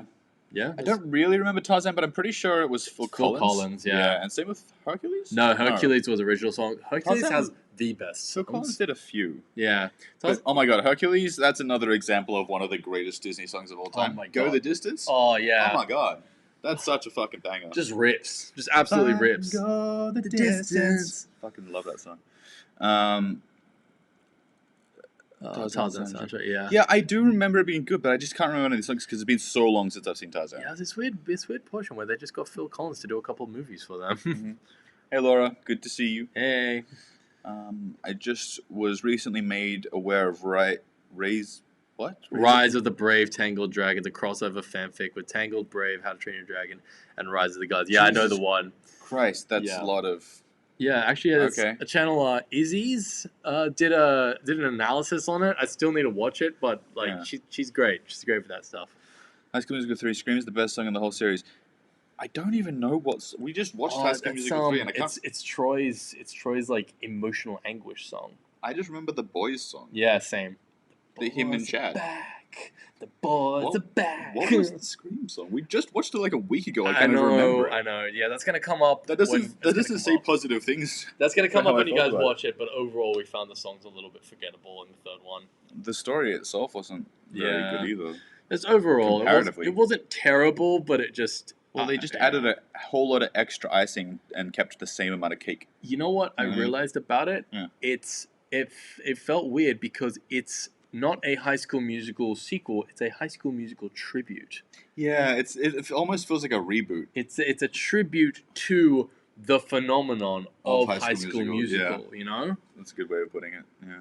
Is there any movie you would want to watch blind with fresh eyes again? It doesn't have to be a movie you wrecked. It can be one you already like. Oh yeah, it's Into the Spider-Verse. 150%. I don't know. To me, as much as I love Into the Spider-Verse, going into it with fresh eyes or knowing the story doesn't really change much. Oh, because that's not what I liked about the story. Just that fucking moment, like with the leap of faith. Yeah, sure. Just watching that for the first time, especially in the cinema on the big screen. Oh, chills. Sure. Just chills, bro. Yeah. If there's anything I could rewatch again with fresh eyes, I want to say Romeo and Michelle because I love that movie so much. This is fine, I want to be unprepared for the dance scene. Yeah. You know what I mean? God, it's so good. Romeo and Michelle is my absolute number one underrated classic. You know. Brother Bear soundtrack. Yeah, is that's also the other Phil one. Collins, sure. I haven't seen Brother Bear either. That's good. Did in about 5 different languages, sure. Yeah. Good for Phil, yeah. And we're here for the creative experiment. Yeah. I hope you guys are. I hope more people turn up. Yeah. I think a lot of people just don't reflect on themselves enough to realize there are issues they need to work on. Relationships can't fix you, only you can fix yourself. Yeah, exactly. Yep, there you go. That's exactly what we're talking about. Yeah, you fix your... You don't entirely fix yourself. You just need to start working yourself before, you should be with anybody else. You need to have the initiative. Yeah. Honestly, it's not fair to be like, oh, this person is like, oh, fucking that girl-defined channel fucking talk about relationships and talking about Mr. Struggle. You shouldn't waste your time on Mr. Struggle. There's that guy who just can't ever seem to get it right, even though he's trying. He just never gets it together. It's like, okay, but that's just kind of also shitting on people who just have problems and kind of shitting on them for having problems. It's like, that's not fair. I need to watch this stuff. Yeah, no, it's not great. Love these lives. Thank you. Thank you. Geneva? Geneva. Yeah. You'll be in my heart from time. Okay. That's a good song. Switching back and forth between the Instagram fan group chat and the live stream right now. Sending a civil stream for time to rewatch Klaus. Oh, yeah. 100%. Yeah. Speaking of which, Sophie Lentz just did Klaus, so if you guys want to see a reaction for it, go watch Sophie's. Go watch hers. And we'll probably get to Klaus next Christmas, I hope. Something like that, hopefully. Yeah. Do School of Rock. I mean... Not really on brand for us right now. It's a Jack Black movie. Yeah. I love Jack Black. Don't get me wrong, I like Jack Black, but it's, undeniably doesn't really fit what we do. Dude content. Yeah. Well, no, I think it's family content. Yeah. I think it's good for everybody. Family, but leaning more towards dude. Yeah. However, I do think that there is a bit of a grey area there for family-oriented stuff that we can kind of do, but it's going to be some light dipping of the toes before we really decide. Even with Harry Potter. Yeah, honestly. We'll do the first one and see. Yeah. That's 8 movies. That's a big commitment. It's a big commitment, and especially if you get like 2 movies in, it's like, oh, there's a lot of guys coming in. Yeah, that's a lot of straight bros here. We don't want to have to like fucking space them out like with 3 movies in between every time. You know? Yeah. Trashing the Camp from Tarzan. What? Huh? It's so good. Wait, I'm not really sure what you're saying, Alice. I mean, maybe you guys are. Maybe she's talking to everybody else. Oh, yeah, maybe. Poor White America's Sexiest Man. I do think that's pretty funny. I don't know if that's accurate. I like that he won it. I think at like 50-something. I guess. I think that I think that because it's like we're just shifting our priorities now that we're not so caught up on like absolute like hot to like total smoke show. It's as much to do with personality as it is to do with looks. Now it's like no, I also want someone who's just gonna be like a really nice dad. Sure. Role models, yeah. That's the one. Yeah, role models, yeah. That's a good example where he's kind of a tool and then like gets better by the end and is like rewarded with fixing his relationship. The Charlie's Angels remake was better than the original. Do you have a movie remake that you think was better than the original? I wouldn't. Remakes was better than the original. I don't know about that. I mean, we have to see the Charlie's Angels remake. Yeah, I gotta watch it. I have a feeling you might not like what we have to say about it, but we'll see. Maybe we'll see. Based on one of the arguments I've heard from other people. At the same time, though, I had the same kind of treatment with Captain Marvel. I was told that it was like, oh, really not great, super You were mediocre. Heavily oversold on how mediocre she was because she's not bad. She's just not good. I don't know. She's just kind of, white toast. I don't know. I thought that she's plain white bread. I thought she was good. Honestly, I would disagree with that even. I thought that she was funny.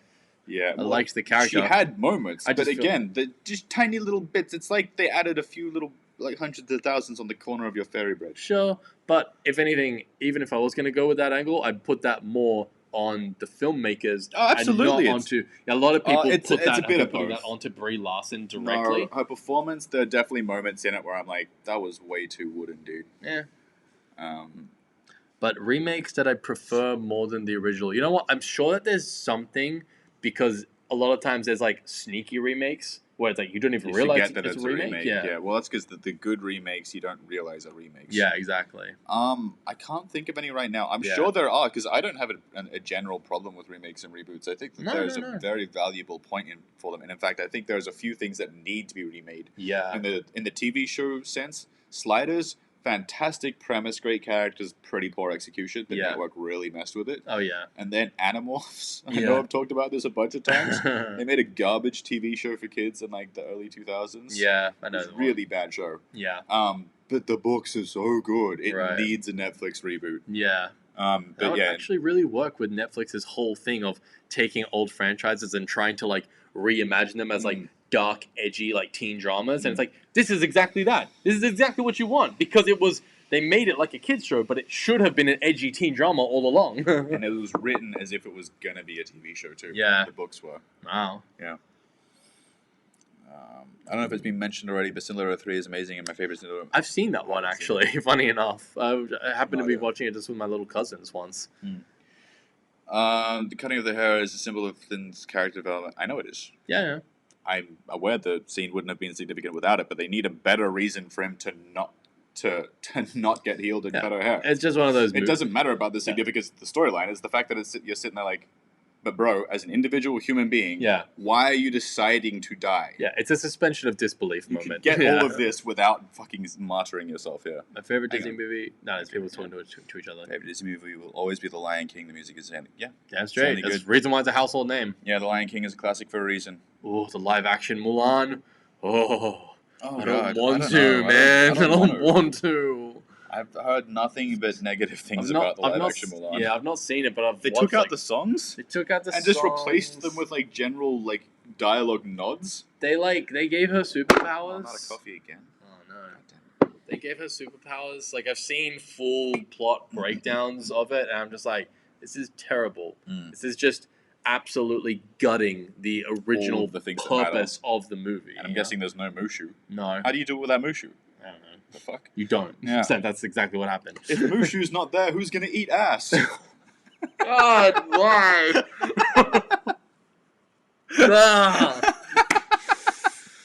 High School Musical 2 is my favorite one. Yeah, spoiler, probably us too. Yeah, same.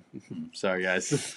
Excited for the sequel to Into the Spider-Man? Yes. Yes! Into the Spider-Verse. So fucking Heavily. excited. Oh Very my much. god. Yeah. Oh, I'm so keen. Yeah. Have either of you checked out High School Musical, the series? Not the musical, the series. I'm aware, yeah. Yeah, no, not yet. I will get there at some point, maybe. Probably. Potentially. Not for the channel, though, for the record. Mm. Have you seen Dune yet? No. It's funny, you say 11 out of 10. I've gotten, like, exactly split down the middle. Half the people I talk to about it say it's amazing, half the people hate it. No idea. I think it'll help the fact that I'm not a fan of the original series. I've never read the books or whatever else. I haven't seen the first movie. Same. I'm going to come into it fresh. Even though I heard the first movie is an absolute dumpster fire. Alright, yeah. Okay, it's about 10:30. Yeah, we're getting close to the end here. Yeah. So my friends have been raving about Arcane, the Netflix show. Oh, yeah. I've not seen it yet, but I really want to. I haven't seen it yet. It looks great. We'll probably get there. Love it, Sophie Lentz. Yeah, you should. Sophie's great. Yeah. I feel like if you guys like Jack Black, you should definitely see him on The Holiday. Totally different side of him. Oh yeah, that seemed like an odd choice for a Jack Black role, but rom-com one. Yeah, we'll probably get to it at some point. Yeah, it's on our list. Yeah, I know my mom wants us to do it. So. Thank you for these lives, you guys. It's really always an interesting conversation. Well, I'm glad that you guys like it. Yeah, glad it works for you guys. Hi, finally caught you guys, but sadly I have to go to work. Aww. Fair enough. That's okay. Sorry about that. Hello, Erica. Hello. Cameron Diaz and Kate Winslet. That's the same thing, yeah. Sure. I like the original Charlie's Angels more than the new one. The remake, at least to me, was boring. I don't think I even finished it. Okay, fair enough. Yeah, the thing about the original Charlie's Angels is that no mamatter how many issues it has, at least it was fun. Oh yeah, definitely fun. Another thing I feel like everyone overlooks. Like, I didn't hate that movie. There's just some problems. I know you guys can never watch Perfect Blue on the channel, so I'll ask now if you watched any thoughts on it. Have you just watched it recently and loved it? I've never heard of it. Literally don't know what that is. Sorry, man. Yeah. Second the Holiday could fill. Yeah, I mean it'll fit for our channel. We'll do it at some point. Keep forgetting Sprinkles tosses hundreds of thousands to you. Yeah. Yeah. Well, but that's the thing. Sprinkles are different things. No, Sprinkles are the short, the little sticky ones. Yeah. Hundreds of thousands are the dots. Yeah, the little dots. Yeah. Little balls. Yeah. Steph, I agree with Dread. Oh, yeah. So out of context. Just dread. Yeah. I appreciate that was out of nowhere. Some people remember. Steph, I agree. I was so confused why people were hating on Captain Marvel. I thought it was good. Yeah, I don't know. The movie itself is great. It's just that the character development from Captain Marvel, the person, wasn't enough. Yeah. It's not that it wasn't there. It wasn't that it was bad. It just wasn't enough. I think that it just wasn't executed properly. Yeah, that's what I mean. They needed more story for her character. They didn't capitalize on the potential for the character in terms of her whole story. Like, honestly, to me, starting the story with her being like brainwashed was just total dumb move. Just really dumb move. Because honestly, I think it would have been better if they did it another way, but they could have done it that way. They just failed. Oh yeah, for sure. But I mean, honestly, they had a perfect template to go by with the Winter Soldier. Because a lot of people made that comparison of like, well, people aren't mad about like the Winter Soldier being all emotionless and stuff. And it's like, yeah, okay, but we saw Bucky before the Winter Soldier, so we have an investment in seeing him as a totally different person. And you could have done that where you start the movie with Carol being this like headstrong Spitfire who doesn't take shit from anyone, and then gets brainwashed into this subservient like soldier who follows orders, and then we're like, oh my god, like how's she gonna like get out of it? Is she ever gonna like become herself again? And you have essentially the same sort of struggle. It works. Just trust it. Yeah. To me, again, I have nothing else to add there. It's just not enough. Fair enough. That was my 2 cents. Like, especially the fact that they show you how much personality she does have in the past. Yeah. They show you these flashes of who she really is, but they don't really get into it. It's a whole lot of telling and not enough showing. Exactly that. That's all it comes down to. And the fact that they had Ben Mendelsohn just fucking kill that role. Oh, stole the spotlight. Like, it's like, I think if he had a worse performance or someone else played that role, she wouldn't have been so obvious as Wooden. Yeah. But because he's so expressive, it really just shines the light on the moments when she's not. And that's with her face just caked with prosthetics as well. Like, goddamn. Yeah. Rob Zombie's remakes of Halloween are pretty good. The first one, I would say, that is actually a pretty good example. The second one, not so much. Because it was a good discussion on male versus female depiction in movies. It was Captain Marvel. Well, that's the thing. I feel like they tried to make Captain Marvel just a male character, but is woman. Yeah. They tried to use a lot of the same tropes. Yeah. And yeah, you are right, because that is an unfair thing that like we see it as Wooden when it's a woman doing it. No, if it was a man playing the exact same role the exact same way in today's climate, no one would have liked it. 20 years ago, for sure. I think even 10 years ago. I think there would still be people trying to excuse it. Oh, sure, but there are still people trying to excuse Thor: The Dark World. Everything for sure. Everything has their fucking little fan base. Yeah, sure. But I think that's kind of the mainstream discussion. But I think more like that's kind of like the crux of it is the hypocrisy is what they're getting at, and that is fair. That's because it does exist. I don't think it's strong enough. Like, I would have felt the same way about this movie if it was a man. For sure. Okay, man, maybe we're not great examples. Yeah, but still, for sure. But yeah, I do know what you mean. Where it's like, the standard has gotten higher. The standard for male character emotional development is so much higher now than it was 10, 20 years ago. Emotional range. Yeah. Period. There's just men are allowed to be more emotional now. It's good. But if you want to hear more about our opinions on Captain Marvel, you should check out our previous stream. The first one, that's right. I think a good casual watch for you guys would be Short Term 12. It is Brie Larson and Lee Rollins. Fantastic. We're talking about mental health. Never heard of it. Interesting. Yeah, never heard of that one. It's going to, considering that I have no idea what this is, I assume it's not that big of a movie. We're going to have to get to it at a point where we can actually afford to not make money on it. Yeah. Do you know what I mean? Don't get me wrong, we're not that far away, but... Yeah, no, definitely not, but still. The It remake, yes. And again, the first one, not so much the second one. I don't know, man. And Dread. Oh, yes. Dude, the Dread remake, it's simple. There's a lot of things that they could have done more, but they didn't do anything wrong or bad. Yeah. They got the core elements and they just fucking did it. Yeah, they picked an angle and went with it. Yeah, they stuck with the story that they wanted to tell, and it's just so underrated. It paid off. Yeah, Carl Urban, massively. Oh man, I love to see him reprise that role. He's so good. Yeah. And also you can tell that they were working with a limited budget. It's probably also why they didn't expand it more, but it's like, again, they just very, very wisely used their resources. Yeah, they did great with what they had. Exactly. Suicide Squad, you got this best remake. The Suicide Squad. So the sequel. No, I'm aware, but like, are you just saying that the new Suicide Squad that what's his face James Gunn did was better? Yes, I think they're just saying that's a good remake. That's better than the original. It's not a remake, but it's not a remake. It's a sequel. Yeah. But, I have not watched the original Freaky Friday, but I could say that Lindsay Lohan remake is better. I haven't seen the original, but there's two originals. Is is the original less racist? No, because it came out in the 70s, so Probably more. Probably more. We'll I would be have to- so we'll find surprised if that part just wasn't in the 70s version at all. It's just I'm pretty sure no, actually in the less 70s racist. one, I think it actually is less racist. I think they do a whole other thing. Yeah, no, that's right. They're just both on the phone just on with the a friend, phone, and yeah. they just happen to say at wish the I same was- time. yeah. I wish that she was, Yeah. and then they swap. So yeah, wow. I swear there's no vaguely Asian bullshit going on. Yeah. I think the whole Flynn cutting her hair first is about him not using her like her. That doesn't change my point. I appreciate what you're saying. Yeah, yeah. It doesn't affect my point at all. The It remakes aren't scary, just boring. No, I haven't seen them. I thought it was good. Fair enough. Damn it. Yeah, damn it. Yeah, we really need to be more on top of these because I'm not sure what you're replying to, Jackie. Sorry. My bad. There's another freak. Yes, there is. Yeah. There's a few.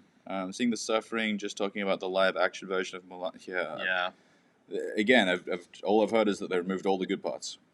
Live action Mulan is the perfect example of how live action adaptation sucks the life out of the originals. Also, it came even less culturally respectful than the original. Yeah. That is the general consensus. That's what I've heard. Yeah. Yeah. It's still a plan to sometime react to TV shows as well. Yeah, I mean, Yes. I think it's going to require us hiring an editor. So Yeah, we have to pretty actually much. make enough money to do that. It will just be too much on our plate at that point. Yeah, because right now, like, we're just trying to be on schedule enough to put out our main channel videos every week. Mhm. Like, hopefully every 7 days. That's the Yeah, goal, the obviously.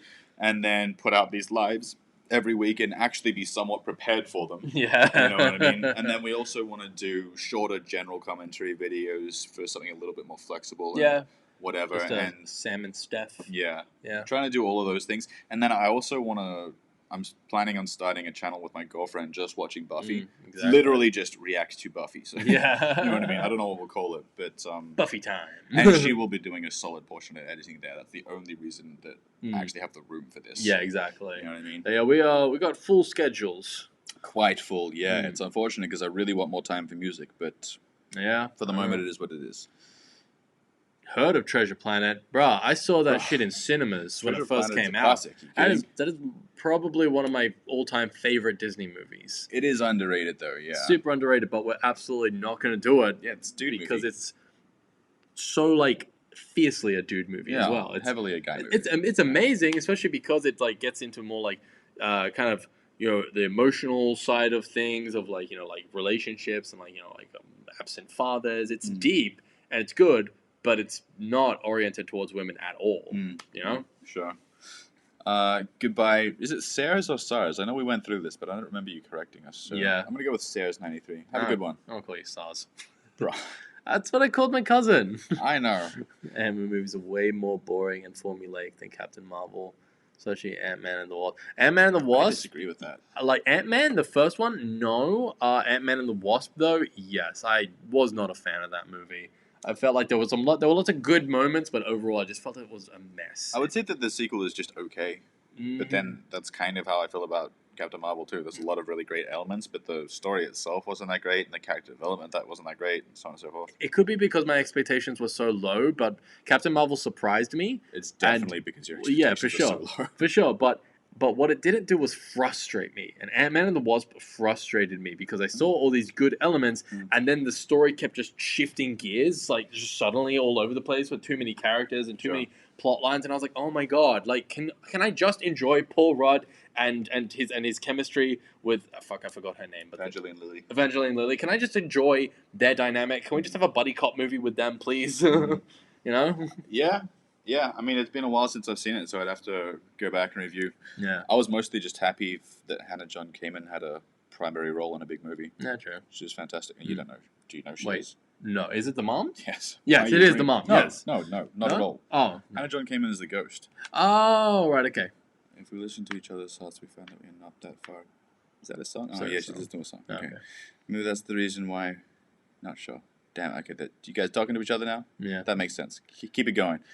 Me and my husband love Buffy. We'll most definitely sub to the channel. The theme song is my 2-year-old's comics. Nice. Wow. Yeah. Buffy is one of Maria's all-time favorite shows, so she just wanted to show it to me in general. I was like, you know what? This would be perfect for a reaction channel. Yeah, yeah. And because of our long distance thing, we kind of need to prove to the government that we're actually a couple. So Yeah. it's serving a dual purpose. You have ulterior motives. Absolutely, yeah. Since it's Minimal. been a minute, female Yeah. led, and our family oriented movies. Thank you, Thanks, Jackie. Jackie. Yeah. Get Let them know. Spread the word. Okay, if you do TV shows, I hope at some point you do Fleabag, Ooh. even though it's a bit. I don't know. We'll I've see. seen a bit of it. It's fucking hilarious, but damn, it's heavy. But it's very good. Serenity Adams, Killjoys. That's exactly it. Oh, That's where Hannah John Kamen's from. She stars in Killjoys. Oh, okay. I've TV not seen that one. It's a show about bounty hunters. Ooh. It's got fucking one of the twins. Oh my god, what are their names? Yeah. Can somebody help Serenity? What the?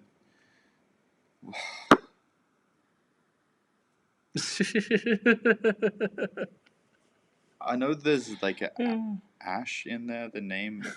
Can fucking help me out? Goofy movie was great. Yeah, Eye to Eye and Stand Out. Yeah, that's a bangers. Ashmore. Actual Fucking. bangers. It's either Sean or Aaron Ashmore. I think it's Sean. Okay.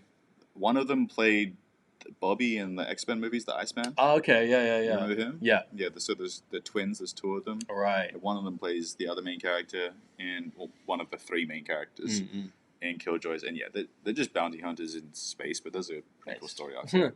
I mean, you had me at Bounty Hunters in Space. yeah. Aaron Ashmore. Is it Aaron? Yeah. As in Sean. Was it not Sean in? No, I think you're right. It was Aaron Ashmore in Killjoys. Aaron. It's very interchangeable. You can totally tell the difference after a while, but yeah, out of twins that really look alike. Yeah, those two really look alike. Hang on a sec. Jackie wants to know why you what was need this? government proof. Oh, because the Australia is super hard on people coming into the country to live. Like, if you're getting a tourist visa, it's okay, but for any other reason, like work or relationships or otherwise, like, the amount of proof you need to be like, yes, I love this person is ridiculous. They basically need for us to prove that we've been living together for 12 months before she's allowed to be here for me. Yeah, but which we you can't do. live together for 12 months because they don't let her in. Yeah. So the biggest reason that our relationship is still long distance is just restrictions on travel. Yeah. Like, I honestly didn't think that we'd have to deal with this many restrictions on travel for this long. Yeah. Which is a real bummer. Now, if you need a really good movie just for yourself, recognize. Now you can see me, sure. I'll have to look it up. Mary-Kate and Ashley Olsen. No, different twins. No, they're talking about in terms of twins that look super alike. Oh, okay, sure. Yeah, I would say they're pretty interchangeable. They're pretty identical. Or at least have been. Killjoys make some noise, absolutely. Killjoys is fantastic. I fucking love it. Treasure Planet slaps. Another dude movie thing, but I was a tomboy growing up, so that's probably why. Yeah. It's one of those like 80-20 kind of. Yeah. Sean is in X-Men. Yeah, there you go. Sean played Bobby. There you go. Okay. Aaron also did Jimmy in Smallville. Oh, cool. Yeah, he did. Yeah, that's right. K1 visa issues. Yeah. Yes. Not female leads and not fear reacting, but have you guys watched Please Like Me and Everything Gonna Be Okay? Nah, never seen him. Josh Thomas, isn't he a local? I think he's like a Scottish guy that has his career in Australia. Oh, okay. Am I right about this? Same with the UK. My dad got married to my stepmom 4 years ago, and the government still aren't convinced. Sorry, you're going through that also. Yeah. It's literally just the government thing. Because at this point in my life, it's like we're pretty close to having enough money for freedom. Yeah. I suppose you'd call it. Yes, like, you would. We're still minimum wage right now, but that should change in the next few months. Yeah. So it's like the money's there, everything's there, and like I'm not casually dating someone from overseas. There's no like, oh, we might date for a year and then get over each other. No, you don't do that with long distance. Yeah, like I'm not gonna bother being in a long distance relationship if it's not the right relationship. You know what I mean? Exactly. Different topic, but how do you guys? He's an Aussie comedian. Yeah. Oh yeah, there we go. But is he Aussie? Well, if he's in Australia, doesn't mean shit. Think about the amount of like British or American stars that failed in their home countries and they came here. It's like how technically John Oliver is an American comedian because he's an American citizen. Yeah, but think about that guy from like Westlife. Yeah. Rowan, whatever. Yeah, Rowan. And he's like somehow an Australian celebrity. Yeah. Like what? Why? Yeah. Different topic. But how do you guys enjoy Christmas when it's summer in your country? We go to the beach. That's how. go to the beach. It doesn't. Like I don't know. The fact that like the sun or snow thing makes no difference. But to me. how do you enjoy summer? Yeah. That's how we enjoy Christmas. But how do you enjoy Christmas with your family in general? Do you go outside and play in the snow, or do you just have dinner with your fucking family? Yeah. Have a few arguments, get drunk, and then fight. Yeah. Traditions. Yeah, it's pretty much the same. Just swap out the stuff you do in winter for the stuff that you do in summer instead. Yeah, you just get really sweaty while you're drinking and fighting. Yeah, exactly. And instead of a Christmas tree, you just have a fan. He has a strange accent, but he is Aussie. I feel like I need to check up on this. It's been a while since I've checked in on Josh Thomas, though, so... How much longer are we going to be live? Honestly, we're going to wrap up. In 10 minutes, yeah. 10 minutes. Just to know how much longer you're going to be... All right, I see. Yeah. Love the format of your channel with the females, but what is the reason you don't want the dude movie... Well, it's not so much that we don't want the dude movie fans. It's more so that, like, if you're running a YouTube channel, you have... If you want to be successful running a YouTube channel, or basically any kind of media, it doesn't matter if it's music, movies, TV shows, comedy, it doesn't matter. You have to have a thing. You have to have a shtick. You have to have a brand. Pick a niche. And we picked our brands and our niche to be talking about more female-led stuff. If we do more dude movies, this is going to divide our audience and kill our career. Yeah, pretty much. Like, there's no point in having...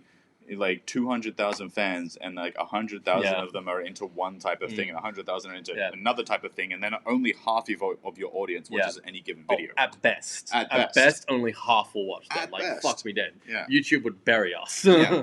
Like, if you're just doing YouTube for fun, you do whatever the hell you want. If you're just experimenting and if you're already financially set up, that's great. Yeah, sure. But this is our job. Nah, this is full time for us. You know what I mean? You have to think of it like a company. Yeah. Do you know what I mean? And there are a few other reasons as well. Like, okay, we're a pair of like nerdy dudes who are gonna watch nerdy dude movies. Yeah, that's boring. Boring. Like, of course we've seen Endgame and Infinity War and all that. Like, it's not a hot take for us to be like, man, the Sam Raimi Spider-Man movies were great. No shit. Surprise. Yeah. So there's a big lot of that going on. But yeah, you just got to think about branding. It's like, if you heard that DreamWorks was coming out with a new Shrek movie, would you expect a psychological thriller? Yeah. No. No, yeah.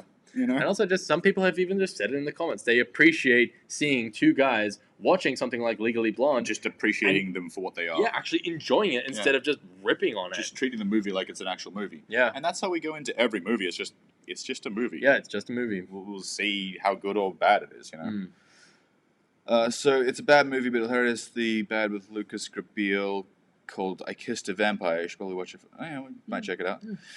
Oh, good. I just got news that my year ends... like end of school break, whatever, is from 11th December to January 2nd, and then go back to school January 3rd. Oh god, what? So you only get like 3 weeks. That sucks. That's weak. We used to get 6 weeks summer holiday. Yeah, that's brutal. My aunt and husband had 3 kids and were this together for years, but the government still didn't believe them. Yeah, that's kind of the shit I'm talking about. The amount of hoops you have to go to prove to a government that you're actually in a relationship and that, like, no one's trying to just get a green card or whatever. Yeah. Yes. Also, speaking of which, Maria doesn't even want to be in Australia. Yeah. She's only coming here for me. Yeah. You know? I don't want to come to your shitty country. Yeah. Also, Captain Marvel is nothing compared to the Eternals. What was the fuck? It has so much, but we haven't seen it yet. I haven't seen it, but I have heard that. Beach at Christmas, that seems so wild to me. Currently lots of snow and minus degrees. Yeah, I've never seen the snow, so... I've definitely seen snow, it just wasn't good snow. It was dirty sidewalk snow in Denver. Oh, ew. But to be fair, not everyone actually goes to the beach. In fact, I prefer not to go to the beach because of all the fucking families having their stupid barbecues at the beach. Yeah, that's fair. Kids running around screaming and shit. I don't mean on Christmas specifically. No, I mean around Christmas, just when the weather's nice enough. On a day that's warm but not too hot. Yeah. Because everybody burns. You will get skin cancer. Oh, yeah. And that's not a joke. 51% of Australian men will get skin cancer. Yeah, because they're too manly for sunscreen. Yeah. Well, partly, yes. That is a big part. Yeah, I'm not making a joke here. I'm not trying to, like, I'm not having a dark sense of humor here. You will get fucking melanoma if you do not wear sunscreen here. Especially in a country like Australia, yeah. You grab that fucking SPF 50 or you will regret it. I'm just saying. Like, I'm Thai. I come from, like, a sunny fucking place. Yeah. I get fucking burnt. Yeah, just not good. Do it. Such a winter holiday. That's just where you grew up. No, but you know what? She has a point because all the decorations and like the trees and the holly sprig. You're just talking about it being an American holiday. No, it's more. That's like it's Or you now. rent it out. But it's from the northern hemisphere. Yeah, it's a holiday that was created in like a winter atmosphere. Exactly. So like the whole aesthetic, it has always bothered me that we just use the exact same time decorations and But at stuff, the same and time, even the same time. It's like, if you want to have it be a winter holiday, let's do it at the like. It's supposed to be like the winter solstice, the tree and all that kind of Yeah. stuff. Yeah. If it's supposed to be based around like the winter solstice and stuff, then do it on our winter solstice. Yeah. And if you want it to be like, no, it's about the exact time of year because it's more like a religious holiday, well, then let's just make it our own. Let's have like a native tree instead of the pine tree, you know? Yeah. Something more summery. It's about the aesthetic. Seems just in time for you to head to work. Cool. I guess that works out. Excellent.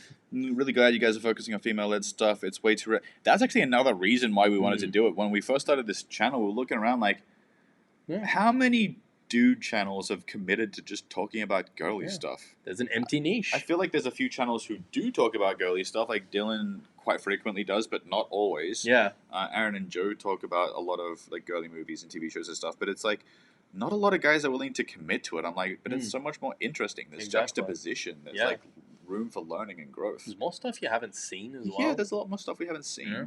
It's way more interesting. You know? Cowboy Bebop came to mind when you said Raiders in Space or whatever. Bounty Hunters. Bounty Hunters in Space. I haven't seen Cowboy Bebop. I'm not an anime guy. We've both seen Promising Young Woman. We're never going to do it on the channel. It's way too heavy. I'm sorry. That is It's like with people wanting us to do 50 Shades of Grey. It's like, dude, think about us too. It's not just you guys want to see it. Like that shit is fucked up. But yeah, this movie's literally going to impact my mental health. Love that you guys do film about that stuff. Thank you, Louis. Thank you. Talking about space shows, I just had Dark Matter.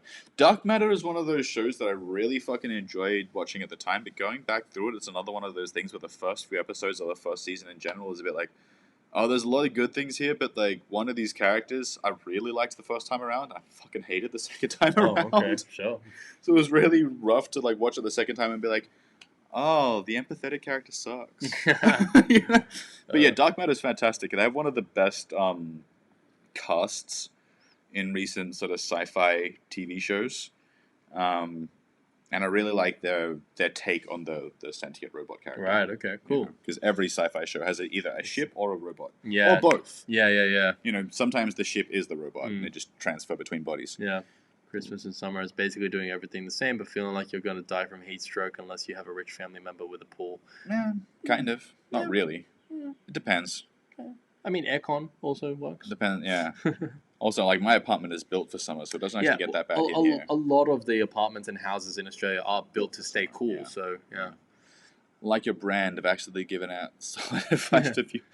Well, yeah, that's part of it. It's like, most of the time we're just fooling around and being goofy, but then if something important needs to be said, we don't ignore it. We're not gonna see some sketchy shit in a movie and just be like, sure. This is fine. We'll just skip over this. We'll just ignore that. Yeah. Maybe not for Reacting to the Future, but just check out Bump. Oh, yeah. Dude, some of that was filmed on my old street. Oh, cool. Yeah. Wait, an Australian show? Yes. You want me to watch an Australian show? Yeah, he's not going to like that. Ooh. Australians aren't good at making stuff. Apparently, this one is quite well done. Oh, yeah, I've heard a lot, sure. Australians made a good TV show. I know. I know. You're going to have to pay me. Oh, we are. Well, that's true, actually. But nah, I'm not watching the show on this channel. I should finish high school this year, but we have to push back into next year beyond. Oh, because online school is not great for public exams. Malaysia also has SAT, but just called. I don't know what that means. Yeah. We don't have that. But still. Nonetheless, the fact that your school year is being extended like that that's kind of sucks. Crap. I'm sorry, Shahida. Hate the snow. Cold and annoying. Well, yeah, if you're more used to snow, that's the thing. People from cold climates are always like, man, I just wish I could visit Australia and enjoy that sun. Like, you won't enjoy it. Yeah, it'll be too fucking hot. You can be in the sun, but after about half an hour, you'll be like, okay, my skin's going to fall off. Yeah. It's like, I can feel the cancer forming. Yeah, pretty much. You know what I mean? Where can we find some of your music, guys? Oh, you don't want to look for old music. No. I swear to God. We're not going to direct you to it. Yeah, I will put out newer music with like some of the songs I have and covers I want to do. I'm just in the process of getting some of the education that I missed along the way. Some of that just from being too poor to afford that education, which now I'm not too poor. Well, I'm still somewhat too Yeah. powerful, but we're making it work. Yeah. So yeah, I'm getting the lessons that I want, and once I feel a bit more objectively stoked on my performances, then you'll hear that stuff. But I will try and, I swear to God, I'm going to put out some more casual music-y stuff on my Instagram. I have to do it. Yeah. You know Do what I some mean? covers. Well, even just playing some more guitar solos. Yeah. Like, do what I'm good at it as well. Yeah. I was wearing SPF 50 and a massive hat yesterday. Yeah. I was still paranoid as getting burned. It's so damn hot. Yeah. Dude, I get burned with SPF 50. I have to Australia. reapply. Yeah, Fucking Australia. I went to play a little bit of ball a few days ago, yesterday, I don't know, one of those days, and yeah, started feeling the sunburn on my face. I had to put the hat back on. I think that was one of the biggest fucking mindfuck moments for me was when I went to Italy, like a few years ago, and I was trying to find the SPF 50, and it was the children's brand. The only sunscreen they had that was SPF 50 was specifically for kids, because it has sensitive skin. Oh, that's not good. And I was like, this is why so many of you fucking Italians look like leather handbags. Yeah, look at leather handbags. Look at what we're gonna say, word for word. I know. They're fucking just trying to treat their skin. Oh god. See, I grew up in a relatively wealthy, like, beachside town, and there was this guy who used to go out on a suntan pretty much just all day, every day. Yeah. He literally looks like cancer incarnate. Yeah. He was just fucking deep tan. His skin looked like a leather bag or something. Yep. I called him the leather man. Yeah. But other people would call him the cancer man. Oof. So either way. Yeah. You were both right. Yeah. I know. I technically do have music vids on my Insta that just it's been a while, and I want to do things that are slightly more curated. I also part of the problem is the time. I keep having like a day or two where I kind of half have it off, but I still have a few things to do. And I'm like, oh, but now I just want to lie on the couch and like half sleep while I watch nothing. Yeah. You know what I mean? Yeah, you need it. You just need a break. I need more time to do music. Just wanted to take a moment to thank you for not being toxic at all. Well, thank you. Well, I would say that what we're doing is trying to grow out of toxicity. Exactly. Like, we've both come from backgrounds where... we've traditional dude bullshit. Exactly. A lot of internalized bullshit. From Denver, I've never been to the beach. Complete opposites. Yeah. Well, I mean, Denver's not exactly close to a beach. That blows my mind. I understand it. People never being near a beach. Well, yeah, people who have been like landlocked, so it's like they've never learned how to swim. Oh, and yeah. But you're a grown up. I think Billy was telling me he doesn't swim. Yeah. Like, and I'm like, that's crazy to me. Yeah. So crazy. Yeah. It's the Christmas tree tradition originated in Germany, not to brag, as I am German. It's not a brag, I hear you. It makes sense. That's fair. Probably does, It's a solid tree. Aaron and Joe with the Barbie movies, Yeah. Those guys are good. By the way, I saw Aaron and Joe put out their own song recently, and it's pretty well produced and performed. Really? Yeah. They did good. Okay. I need to check Proud that of out. the boys. Cool. Yeah. Proud of the boys. From Brazil. What's up? In Uruguay, we have 2 weeks in winter and almost 3 months in summer with some other smaller breaks in between. So a 4-week break in summer sounds like such it's kind of becoming that way here too. Yeah. I feel like winter is kind of just like an extended autumn spring period. Yeah. And then summer is just like 5 months of the year. Well, for us, we've had before it was like we had summer and winter, and spring and autumn were just summer and winter fighting. Yeah. So they were not their own seasons in and of themselves. The whole changing of the leaves and the blooming of the flowers. No. It just fucking happens overnight. It's just they just fight. Yeah. You'll have one day where you're just frigid wind, blistering heat, pouring rain, humidity, hail, all in one go. Oh God, don't live in Melbourne. Yeah, don't live in Melbourne. It's even worse. The weather is intense in Melbourne, yeah. I barely laughed in terrible when you mentioned 50 Shades. Yeah, don't get me wrong, we're probably never, at least not for several years, going to do 50 Shades because, oh my God. Not without sufficient mental preparation. Yeah, I'm going to need to start seeing a therapist before we fucking watch that movie. You know what I mean? Like, holy shit. Watching men watch my female-led movies is just super interesting. Same applies to what you said before. Watching a dude watch Spider-Man just like women watching Ming.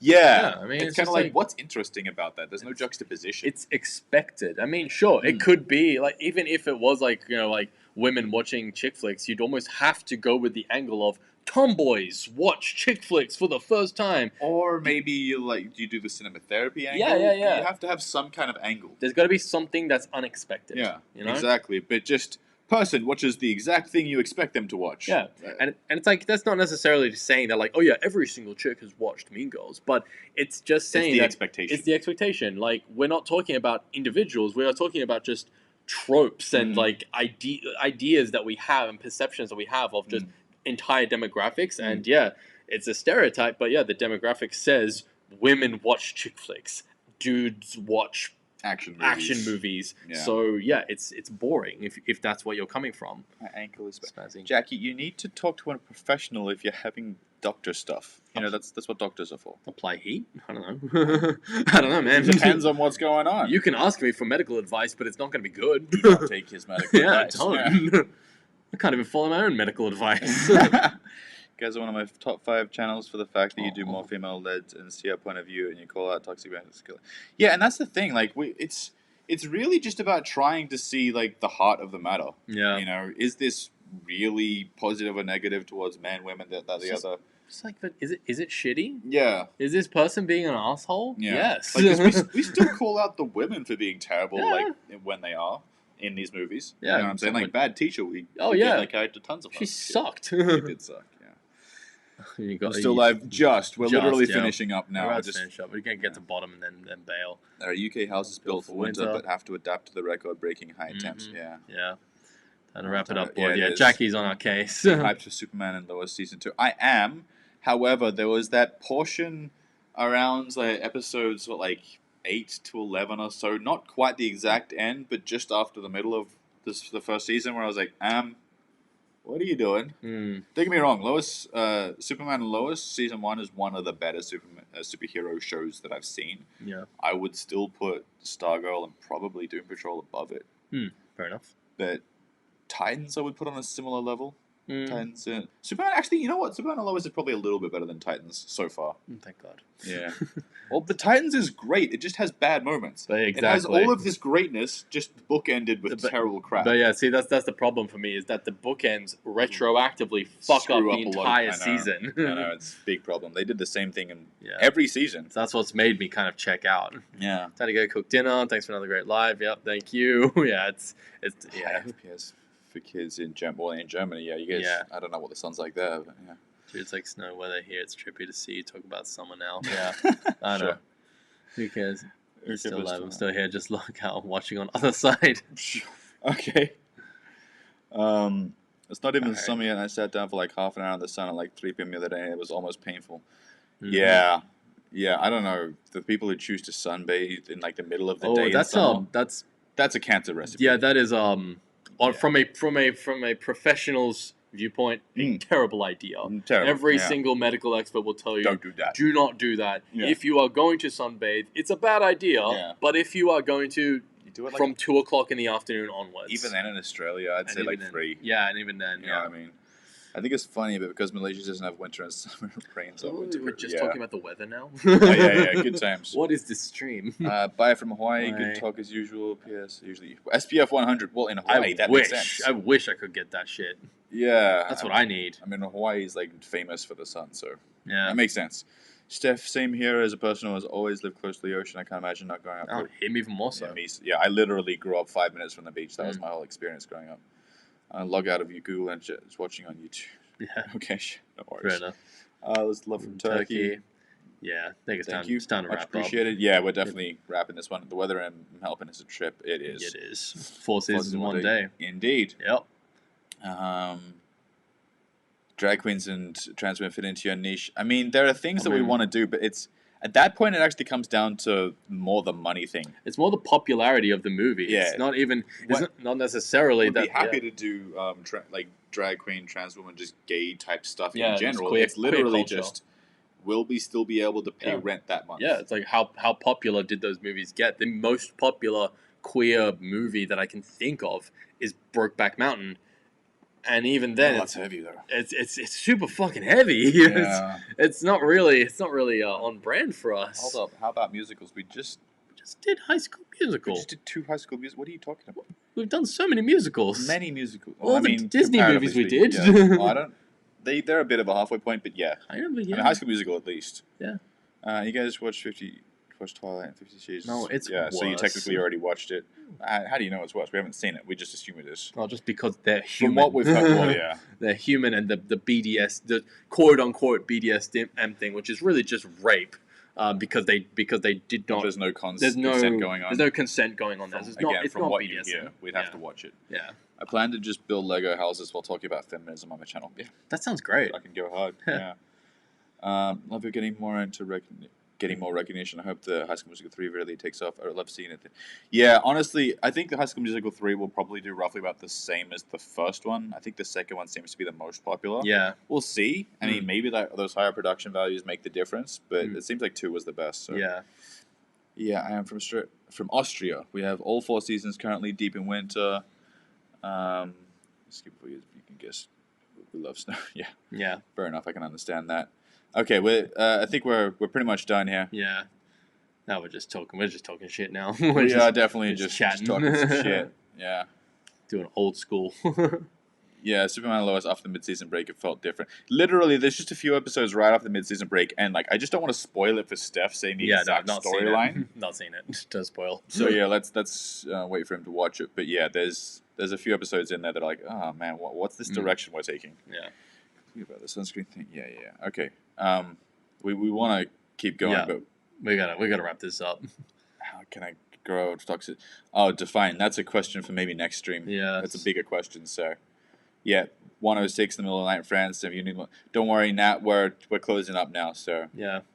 So there's time for everybody. My head hurts. See you next week. Oh, Celeste. Oh. I hope you have some painkillers. Yeah. Okay, guys. Candace going. Okay, everyone's going. That makes sense. Yeah, it's time to jet, guys. It's that time. Tu Wong Fu. Yeah, I mean, don't get me wrong, Tracy. We'll get to Tu Wong Fu at some point. Again, it just depends on when we can, whether they're not making enough money off it. Yeah. You know what I'm saying? We can afford to. But yeah, literally. Yeah. All right. Well, you know what? Thanks so much, guys, for joining in. This has been fun. We'll catch you again same time next week. Literally, same time next week. We're going to keep doing this. Even if, however prepared we are or aren't, we will just keep doing this because we want to see what we can do with a live channel format. Yeah, 100%. Yeah. All right, guys. All right. Till next time. Catch you later. Bye. And finish.